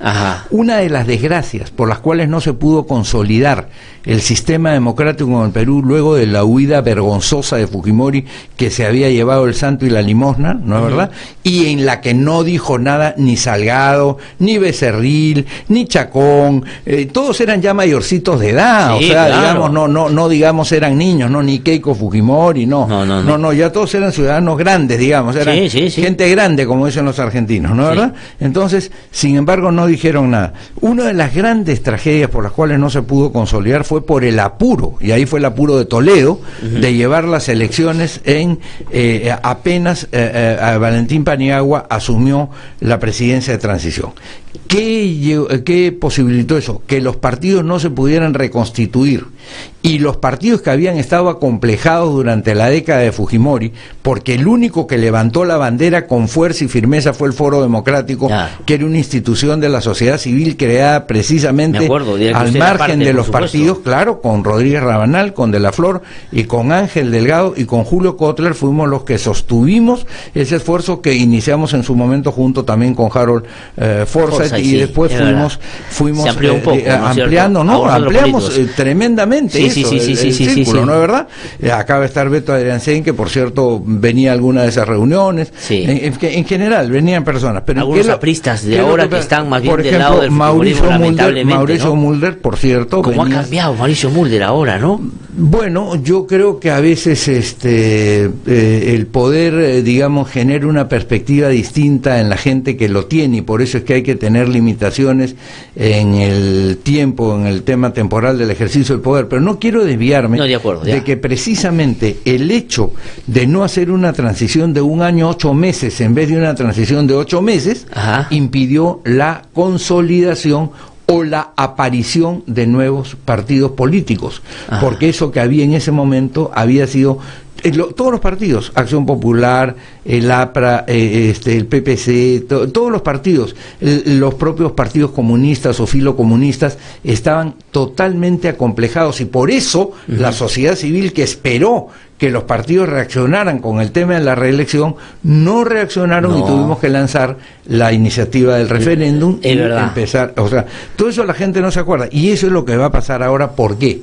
Porque si tú lanzas a un sistema, a una elección solución inmediata al país, vas a hacerlo con la misma argolla electoral que existe ahora. Si se han dado una ley para que, digamos, solo puedan participar los otros que tengas 800.000 firmas, ¿no es verdad? Sí. Ok, cuando ellos tienen 4.000 inscritos, ya hemos hablado de eso alguna vez en programa. Varias veces. Entonces, 200 veces más de lo que ellos tienen como inscritos te piden a ti para que comiences a actuar, lo cual es una estupidez y una inconstitucionalidad. No, pero acá la voluntad de impedir que entren otros, es, ¿no? Lógico. Entonces, ¿qué cosa quieren hacer? Dentro de este río revuelto, consolidarse ellos como la institucionalidad del país, cuando este es un momento interesante para reflexionar, hacer un periodo que puede ser de transición o puede ser de completamiento del mandato por parte de alguien que, digamos, demuestre una capacidad que hoy día los peruanos no sabemos si tiene o no, que es el caso de Vizcarra. El vicepresidente, claro. Claro, porque Vizcarra fue un buen gobernador regional de Moquegua. Y yo estoy seguro que Vizcarra no conoció a Kuczynski, sino lo debe haber conocido prácticamente cuando Kuczynski le ha pedido que lo acompañe a ser candidato a la vicepresidencia. Digamos, para darle a su plancha como una apariencia de regional. Exactamente. Porque, digamos, Vizcarra nunca ha sido del grupo Kuczynski, nunca no es amigo de él, o sea, digamos, en el sentido de... Claro. De siempre, y el hecho de que le atribuyen a Vizcarra de Chincheros es un tema distinto, porque ese es un tema de pareceres. A mí me parece que aquí había tal cosa, o a mí me parece que me conviene tal cosa. Esa es una cosa distinta a yo cuando estaba en el cargo hice una trabajo para una empresa como el propio Kuczynski, lo que podría ser lo que hizo el caso por eso. Entonces aquí se dice que es un gobierno débil, vamos a ver. Claro. O sea, vamos a ver. O sea, usted lo que dice es lo que habría que respetar, es lo que dice la Constitución, que si se va a Kuczynski, si se va, primero, o renuncia o lo vacan, así es. Porque podría renunciar, ¿no es cierto? Podría renunciar, pero también podría, digamos, eventualmente, en fin, yo ayer me he hecho más preguntas que he obtenido respuestas del mensaje de Kuczynski por lo mismo que te estoy diciendo. Sí. Porque, digamos, él tiene que explicar bastantes cosas y en 4 minutos no lo puede hacer. Por eso es que hay procedimientos en donde él tiene que dar cuenta de estos hechos, porque la mentira, digamos, a la población es lo que eventualmente digamos, lleva a una consideración de tipo ético. Sí, claro. Las causales morales, a diferencia de las causales jurídicas, no están codificadas. Claro, o sea, no se necesitan probar, sino, digamos, básicamente intuir o referenciar. Ahora, lo curioso es que los fujimoristas empiecen a gritar a ladrón, cuando ellos son precisamente el centro del robo institucionalizado en el país. Sí. Entonces, los peruanos tenemos que entender qué queda después de una situación apresurada y en consecuencia creo que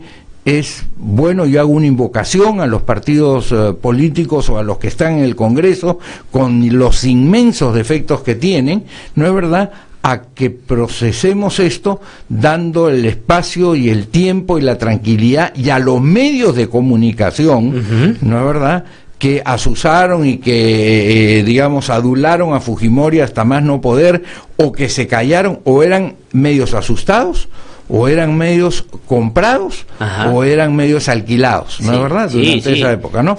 Pocos fueron los medios valientes. Todas las anteriores. Así es, o todas las anteriores, ¿no? Ya, bueno, y esos son los que ahora están diciendo que se vaya, que yo dije, que te... Muy bien, entonces aquí necesitas tú políticos con firmeza que sepan nadar a veces contra la corriente y decir calma, vamos a tomar la verdadera posición, y esa puede tomar unos días, puede tomar unas semanas, puede tomar la incapacidad moral que se hubiera gestado en el caso del presidente Kuczynski, se va a desvanecer en un mes o en 45 días, no, en consecuencia durante ese tiempo se tendrá que ir acomodando el sistema y la posibilidad de encontrar soluciones para la inmensa crisis del Perú que ha sido arrastrada por toda esta serie de omisiones de la APRA, Acción Popular, del Partido Nacionalista, de Perú Posible, de todos los que han estado en el poder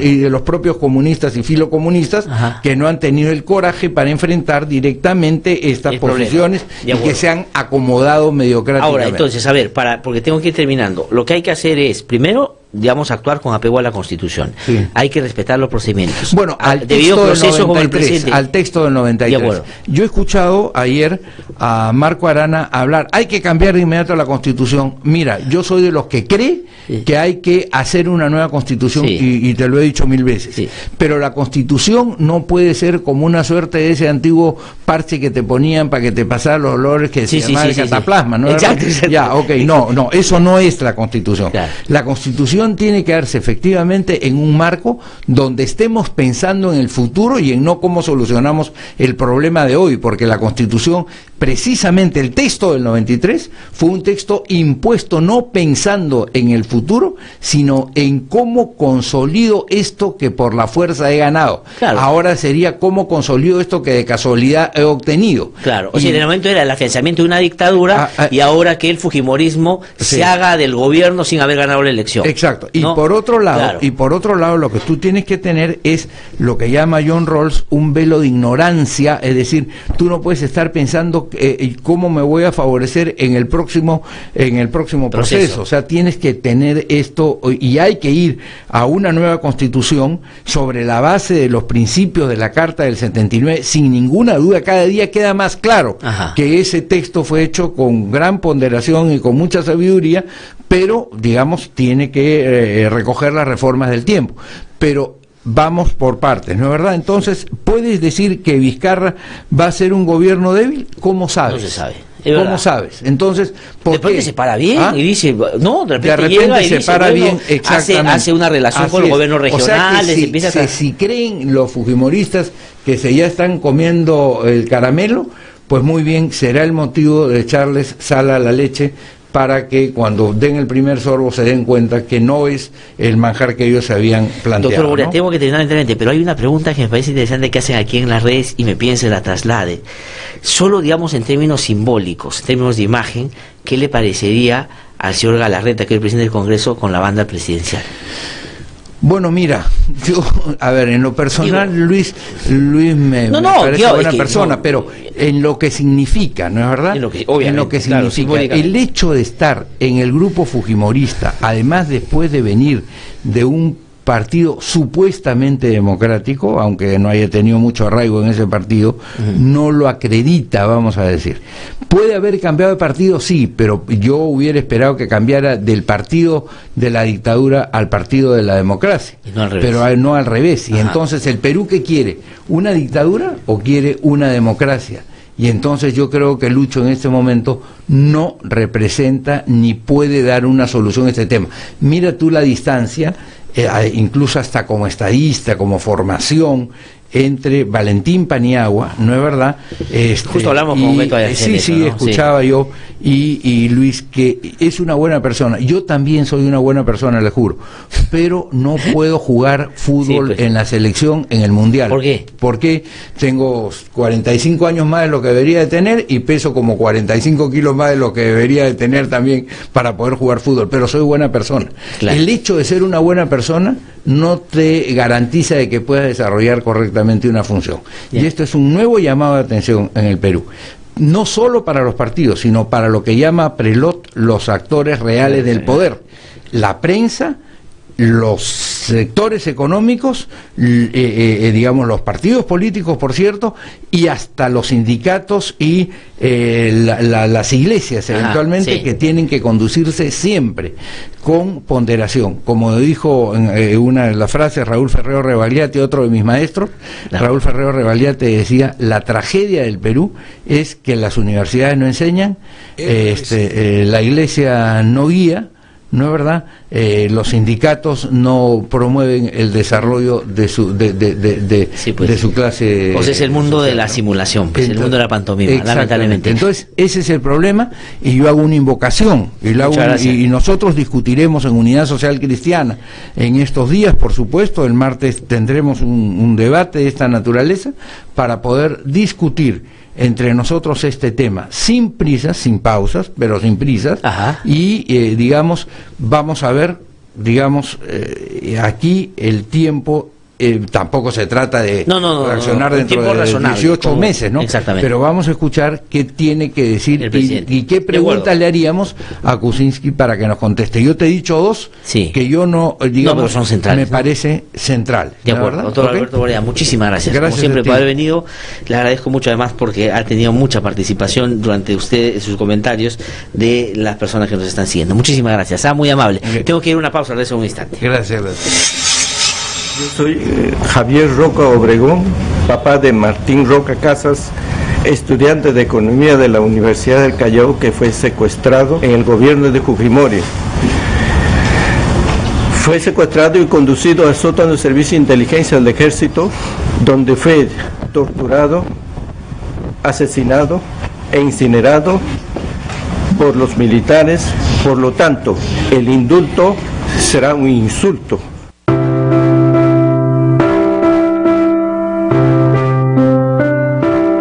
Que la ilusión de la Navidad perdure siempre en sus corazones.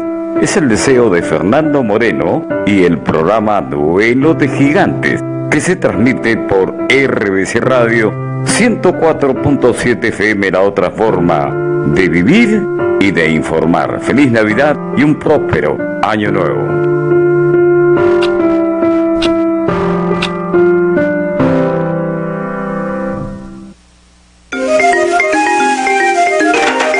Mi nombre es Huber Flores, soy de la comunidad indígena Santa Clara de Uchuña. Venimos luchando hace más de 3 años para que se nos reconozca el derecho a nuestros territorios ancestrales, que la empresa de palma aceitera y los traficantes de tierra nos quieren quitar. Ya han matado a 6 campesinos y quemado mi casa, mi familia, mi comunidad y nuestros dirigentes venimos siendo amenazados. Durante la última década han matado a 137 y 835 están siendo enjuiciados por defender sus derechos. Únete a la campaña Yo Defiendo y apoya a quienes como Uber defienden su derecho a la vida y a su tierra. Siente y disfruta el sabor del cascajal, el divino placer de comer. El Cascajal Restaurant Show. Ubícanos en Avenida Francisco Lazo, 2495 Lince. Reservas al 222-2251. El Cascajal, comida peruana para todo el mundo. Que no te cuenten cuentos, el Diario 1 te cuenta la verdad. Compra el Diario 1, el diario oficial de la realidad peruana. RBC 104.7, la otra forma de vivir.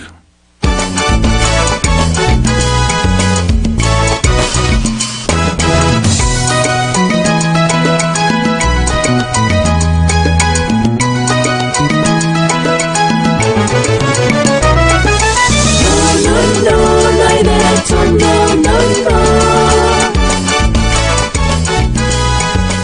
8:38 de la mañana, estamos de vuelta aquí en No Hay Derecho. Lo anuncié antes de irme a la pausa. Bueno, antes de la pausa se me pasó, pero lo anuncié antes y en la mañana también cuando hacían los comentarios.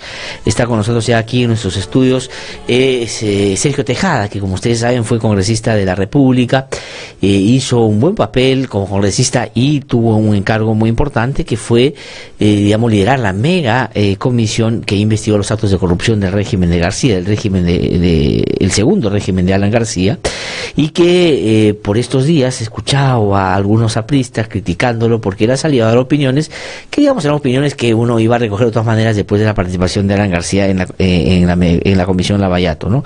Señor Sergio Tejada, es un gusto saludarlo, buenos días. ¿Cómo estás, Gladys? Y en realidad cuando pensamos la entrevista, pensamos un poco sobre el caso de mega corrupción y hablar un poco de García y su presentación en el Congreso, pero para que vea cómo se están moviendo las cosas con una rapidez tremenda, se ha movido muchísimo, pues tengo que todo, preguntarle, ¿no?, ahora por la situación del gobierno y del presidente Kuczynski y su presentación anoche en un mensaje a la nación, si lo ha dejado a usted satisfecho. Bueno, ¿qué piensa sobre lo que está pasando? Bueno, la situación es muy complicada.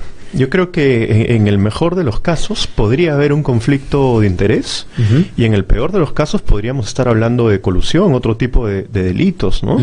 El asunto es que de todas maneras el presidente tiene derecho a la defensa, tiene que tener un debido proceso, va a tener que responder ante la Fiscalía, ante la Comisión, pero yo creo que hay que separar lo que él como persona tiene que responder, y todos los peruanos queremos que responda, del juego político de sobre todo el APRA y el fujimorismo, que para evitar que se siga avanzando en sus investigaciones quieren poner el país de cabeza, ¿no? Entonces hay que ser muy prudente de todas maneras. Ahora, pero vamos a ir después un poco a esta lógica de ganar a río revuelto, pero quiero centrarme todavía en el presidente, ¿no es cierto? ¿Qué es de lo que ha pasado en el caso concreto que se le imputa al presidente? Es desde el punto de vista lo más grave, porque hay algunos que lo que dicen es el hecho es grave, que haya sido ministro y que a la vez haya participado. Hay otros que dicen de repente eso es grave, pero más grave es que lo haya ocultado, que no lo haya dicho, y otros dicen que no solo que no lo haya dicho, sino que haya mentido cuando le preguntaron, o digamos todo suma. El presidente, ¿cómo ha actuado frente a eso? ¿Pudo haberlo resuelto de otra manera? Mira, hay mucha de esta información que ya estaba en el informe de París, del informe Lavajato, que no se le prestó mucha atención, se ha venido repitiendo ocasionalmente, pero ahora pues la bomba es este documento de Odebrecht, ¿no? Y creo que el presidente desde un inicio debió haber dicho cuáles eran las empresas vinculadas a él que tuvieron relación con Odebrecht. Si es que, como he dicho ayer, él no tenía ninguna participación en esta, lo hubiera dicho también, pero su posición siempre fue muy escueta y para decir que él no tuvo nada que ver, que nunca tuvo un contrato con Odebrecht, entonces ahora parece como una mentira, ¿no es cierto? Ayer ha salido a desmentir y ha dicho que no tenía ninguna relación, que este señor Sepúlveda era el que tenía los contratos, que él estaba desligado, pero ¿por qué no dijo desde un principio que eso había funcionado de esa manera? Ahora, pero usted, digamos, que no es solo un observador, ha tenido un encargo en el Congreso y ha tenido muchas veces que validar documentos, testimonios, versiones. Lo que dice el presidente en términos del caso concreto, por ejemplo, él argumenta que Wentfield, ¿no es cierto?, que es esta empresa que le pagó $782,000 o que a quien le pagaron esta cantidad, ¿no es cierto?, es de él y es de manera unipersonal. Él ha reconocido que esa es su empresa. Además es verdad, él lo había declarado en su declaración de intereses. Pero él lo que dice es que mientras él era funcionario del 2004 al 2006, la empresa la veían otros y ellos hacían los contratos con quien les parecía. Pero él no dejaba de tener una participación en la empresa. ¿Necesita haber participado directamente en el contrato o el solo hecho de ser el dueño ya le complica? El solo hecho de ser el dueño, ¿no? Es un primer ministro, ha tenido diferentes cargos en el Ejecutivo.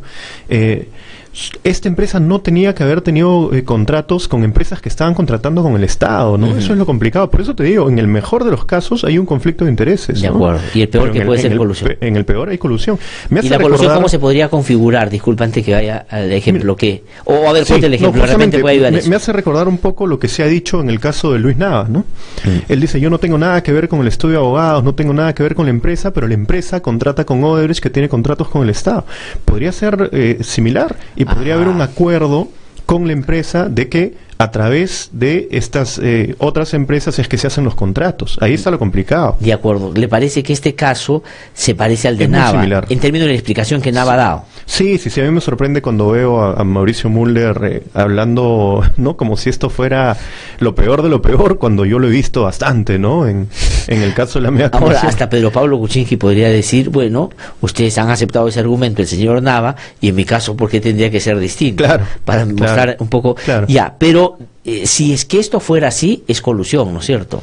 Podría ser colusión, ¿no? ¿Por qué? Porque tendría que ser un pago que no le pueden dar a él, porque digamos no se le puede pagar a un funcionario público, pero se le dan a través de un tercero, que es una empresa que es del funcionario público. Así es, y habría que ver si es que él se beneficia directamente de esos pagos o indirectamente de esos pagos, ¿no? De todas maneras hay un beneficio que configuraría un caso de corrupción. De acuerdo. Y el otro tema que es, y por eso es que a mí me llama más la atención y creo que me parece insuficiente y que el presidente quiere jugar un poco fraseando de manera particular estas cosas, ¿no? Porque empieza él hablando de First Capital, que es lo que efectivamente es un poco más lejano de él, siendo también el partícipe. Y él dice, acá, por ejemplo, First Capital no pertenezco, no es mío y no todo. Entonces comienza con eso. Y dice, y además esos 5 millones nunca me dieron a mí. Pero hay la declaración de Marcelo Odebrecht que dice, como él fue una piedra en el zapato, después le dimos trabajo. O sea que esos 5 millones podrían haber sido... Esa declaración es muy complicada, ¿no? Muy complicada. Y lo de First Capital podría ser esa saldadita de cuenta, ese sacarse la piedrita del zapato. Exactamente, ¿no? Exactamente. Yo creo que la situación realmente es crítica. Estamos en un momento, probablemente un momento de inflexión, ¿no? Y, por supuesto, PPK tiene derecho a la defensa, tendrá que dar sus descargos. Mejor que lo haga ante la Fiscalía. A mí me preocupa lo que está pasando en el Congreso. Pero pareciera que esto puede terminar en una vacancia, ¿no? Ya, de acuerdo. Ahora, salimos un ratito del presidente y vamos a el ánimo de los otros políticos, sobre todo en el Congreso de la República. El fujimorismo, para conversar por el que más número tiene en el Congreso. Ayer a la 1, o sea, a la 1:20, le han dado 24 horas. Eso es más o menos como esos cobros coactivos que te mandan debajo de tu puerta, ¿no? Si no pagas hasta mañana, te quitamos tu casa. Ya, entonces le han dicho, si hasta mañana no renuncias, vamos por la vacancia. Bueno, parece que es inminente, ¿no? El problema es que aquí tenemos organizaciones políticas embarradas, en el caso Odebrecht, que quieren tomar decisiones sobre otros personajes embarrados en el caso Odebrecht, ¿no? Ajá. Es decir, es un lío, parece una pelea en el lodo, ¿no? Ayer decía en el Twitter, donde todos los embarrados son los que pelean entre sí, ¿no? Entonces sí preocupa que no haya un Congreso con la autoridad de llevar adelante estos casos. No tenemos un Valentín Paniagua. Sí, pues. No tenemos una mayoría que se enfrente a una mafia, sino que parece que todos estuvieran envueltos en esta situación. Y en la mañana temprano conversaba con Beto Adriansen y no tenemos la calle movilizada, que fue central el 2000 para traerse abajo. Yo creo que hay un desconcierto también. Ahora, pero la otra cosa también que quieren hacernos creer, y lo acaba de decir Alberto Borea, es que algunos sectores también, en esta lógica de la pelea en el lodo que usted menciona, quieren jugar un poco a ladrón y quieren que todo vaya a mostrar el presidente. Claro, es el presidente y hay que estar atentos sobre lo que va a pasar. Lo van a vacar, creo yo.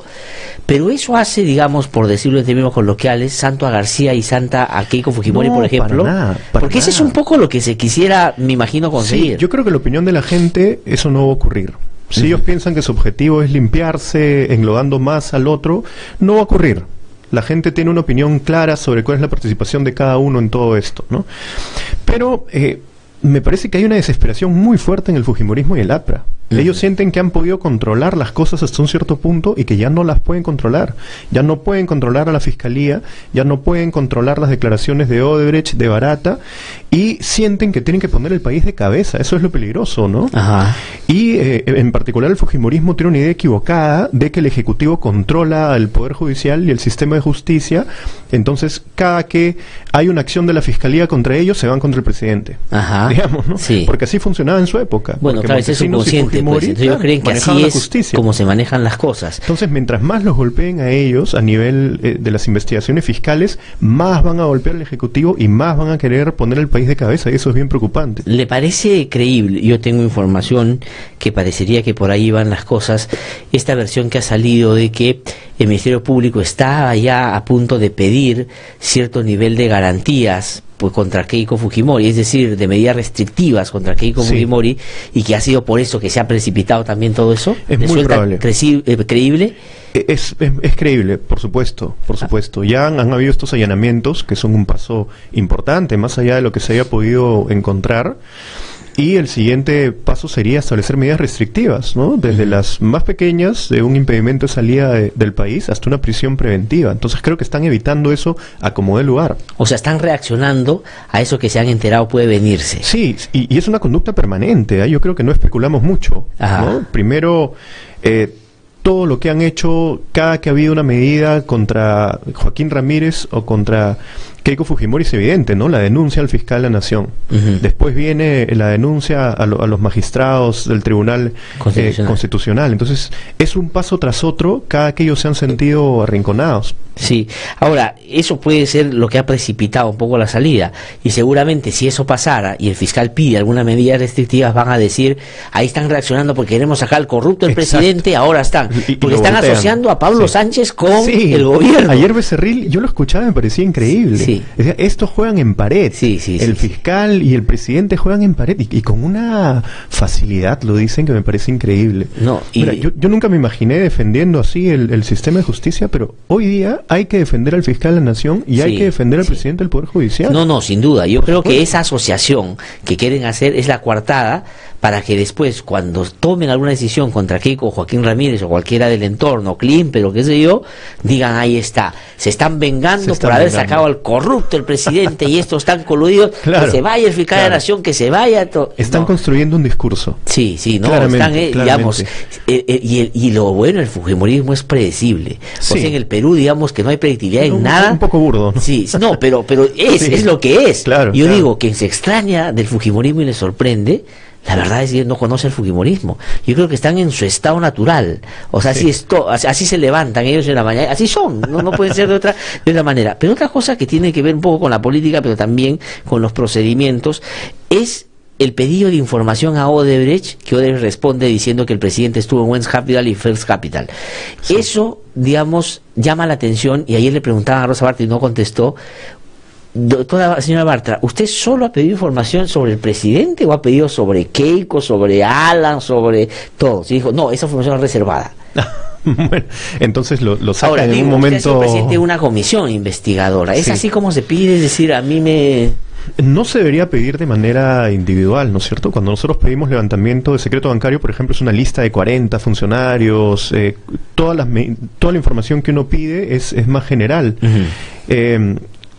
No sé si han pedido solo sobre una persona, pero en todo caso lo han hecho por separado para poder sacar la información por separado sin involucrar a otros, ¿no? Sí. Y es una comisión que está trabajando de alguna manera distinto, porque veo que sus sesiones no son reservadas. Ajá. ¿No es cierto? Hay un poco más de publicidad, digamos, manejada seguramente desde la presidencia, pero más información que ellos presentan a la opinión pública, ¿no? Sí. Ahora, y la presentación de Alan García, que era parecido, digamos, no tenemos tiempo para desarrollar y que comente todo lo que ha dicho, pero en general, ¿cómo la describiría usted?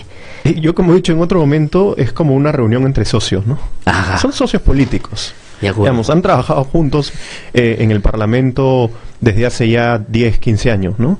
Entonces creo que eso es lo que se ha reflejado, ¿no? Un buen trato, preguntas no muy incisivas, le han dejado como siempre a García que hable sobre otras cosas, sobre sus obras.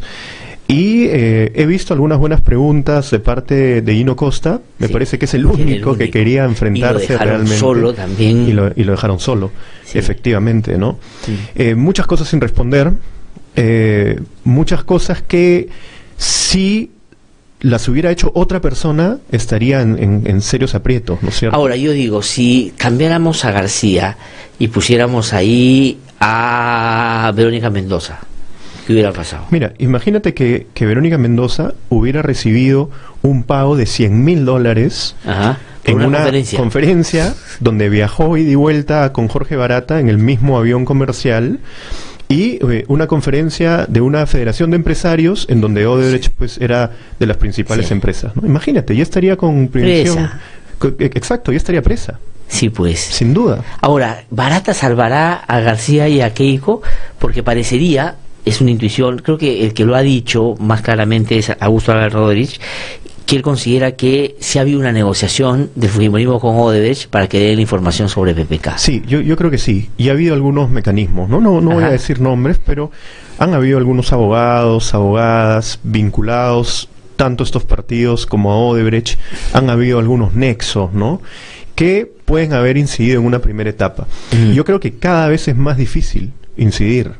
O sea, se ha manejado la información con algún tipo de criterio, porque primero ha salido la información de Toledo, de Humala, de Villarán, ¿no? Pero tarde o temprano va a salir toda la información. Va a salir. Yo creo que ahí Marcelo Odebrecht y Jorge Barata no se la van a jugar por nadie, porque lo que está en juego es su colaboración eficaz y los beneficios que eso les trae. ¿Para qué se la jugarían por...?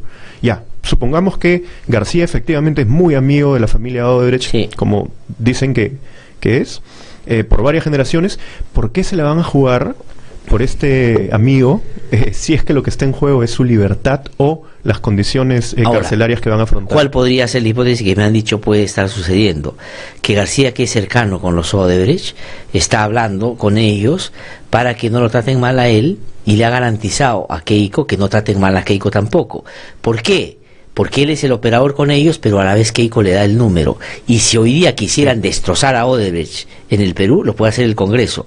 Y los fujimoristas le han hecho notar a Odebrecht que ellos van a ser una fuerza política importante en el 2021, así no ganen la elección, y ahí podrían seguirlos destrozando. Sí, yo lo encuentro igual muy arriesgado. De acuerdo. ¿No? Porque digamos es una libertad. Sí, y porque la Fiscalía está demostrando que no está cediendo totalmente a la presión política. En algunos casos yo creo que sí cede, con los pedidos de prisión preventiva que me parecen un poco excesivos. Abusivos en algunos casos. Abusivos, parece, claramente. Pero en lo que no están cediendo es en avanzar con las investigaciones y, por suerte, en avanzar con las colaboraciones eficaces.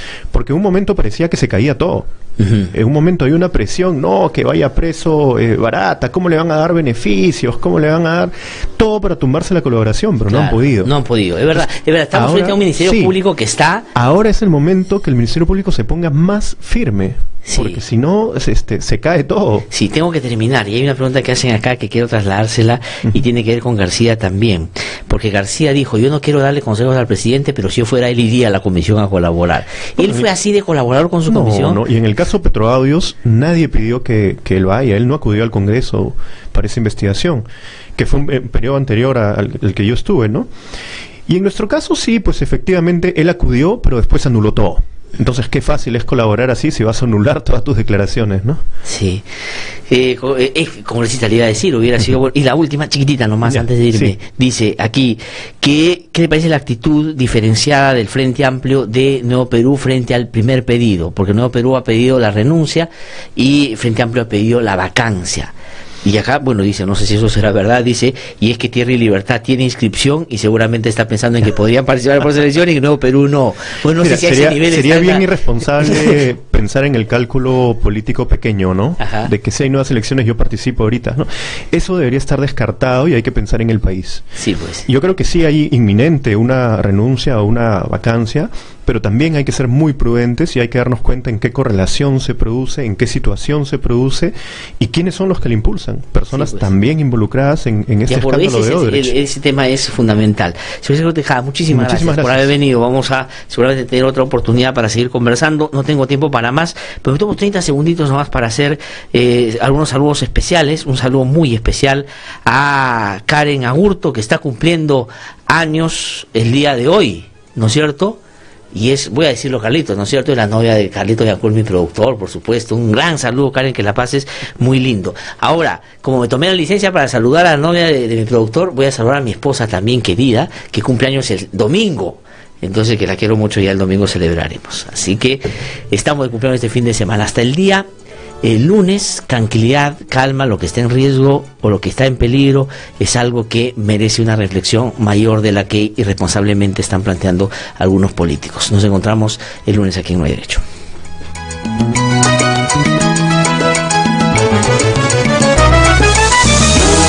No hay derecho, no.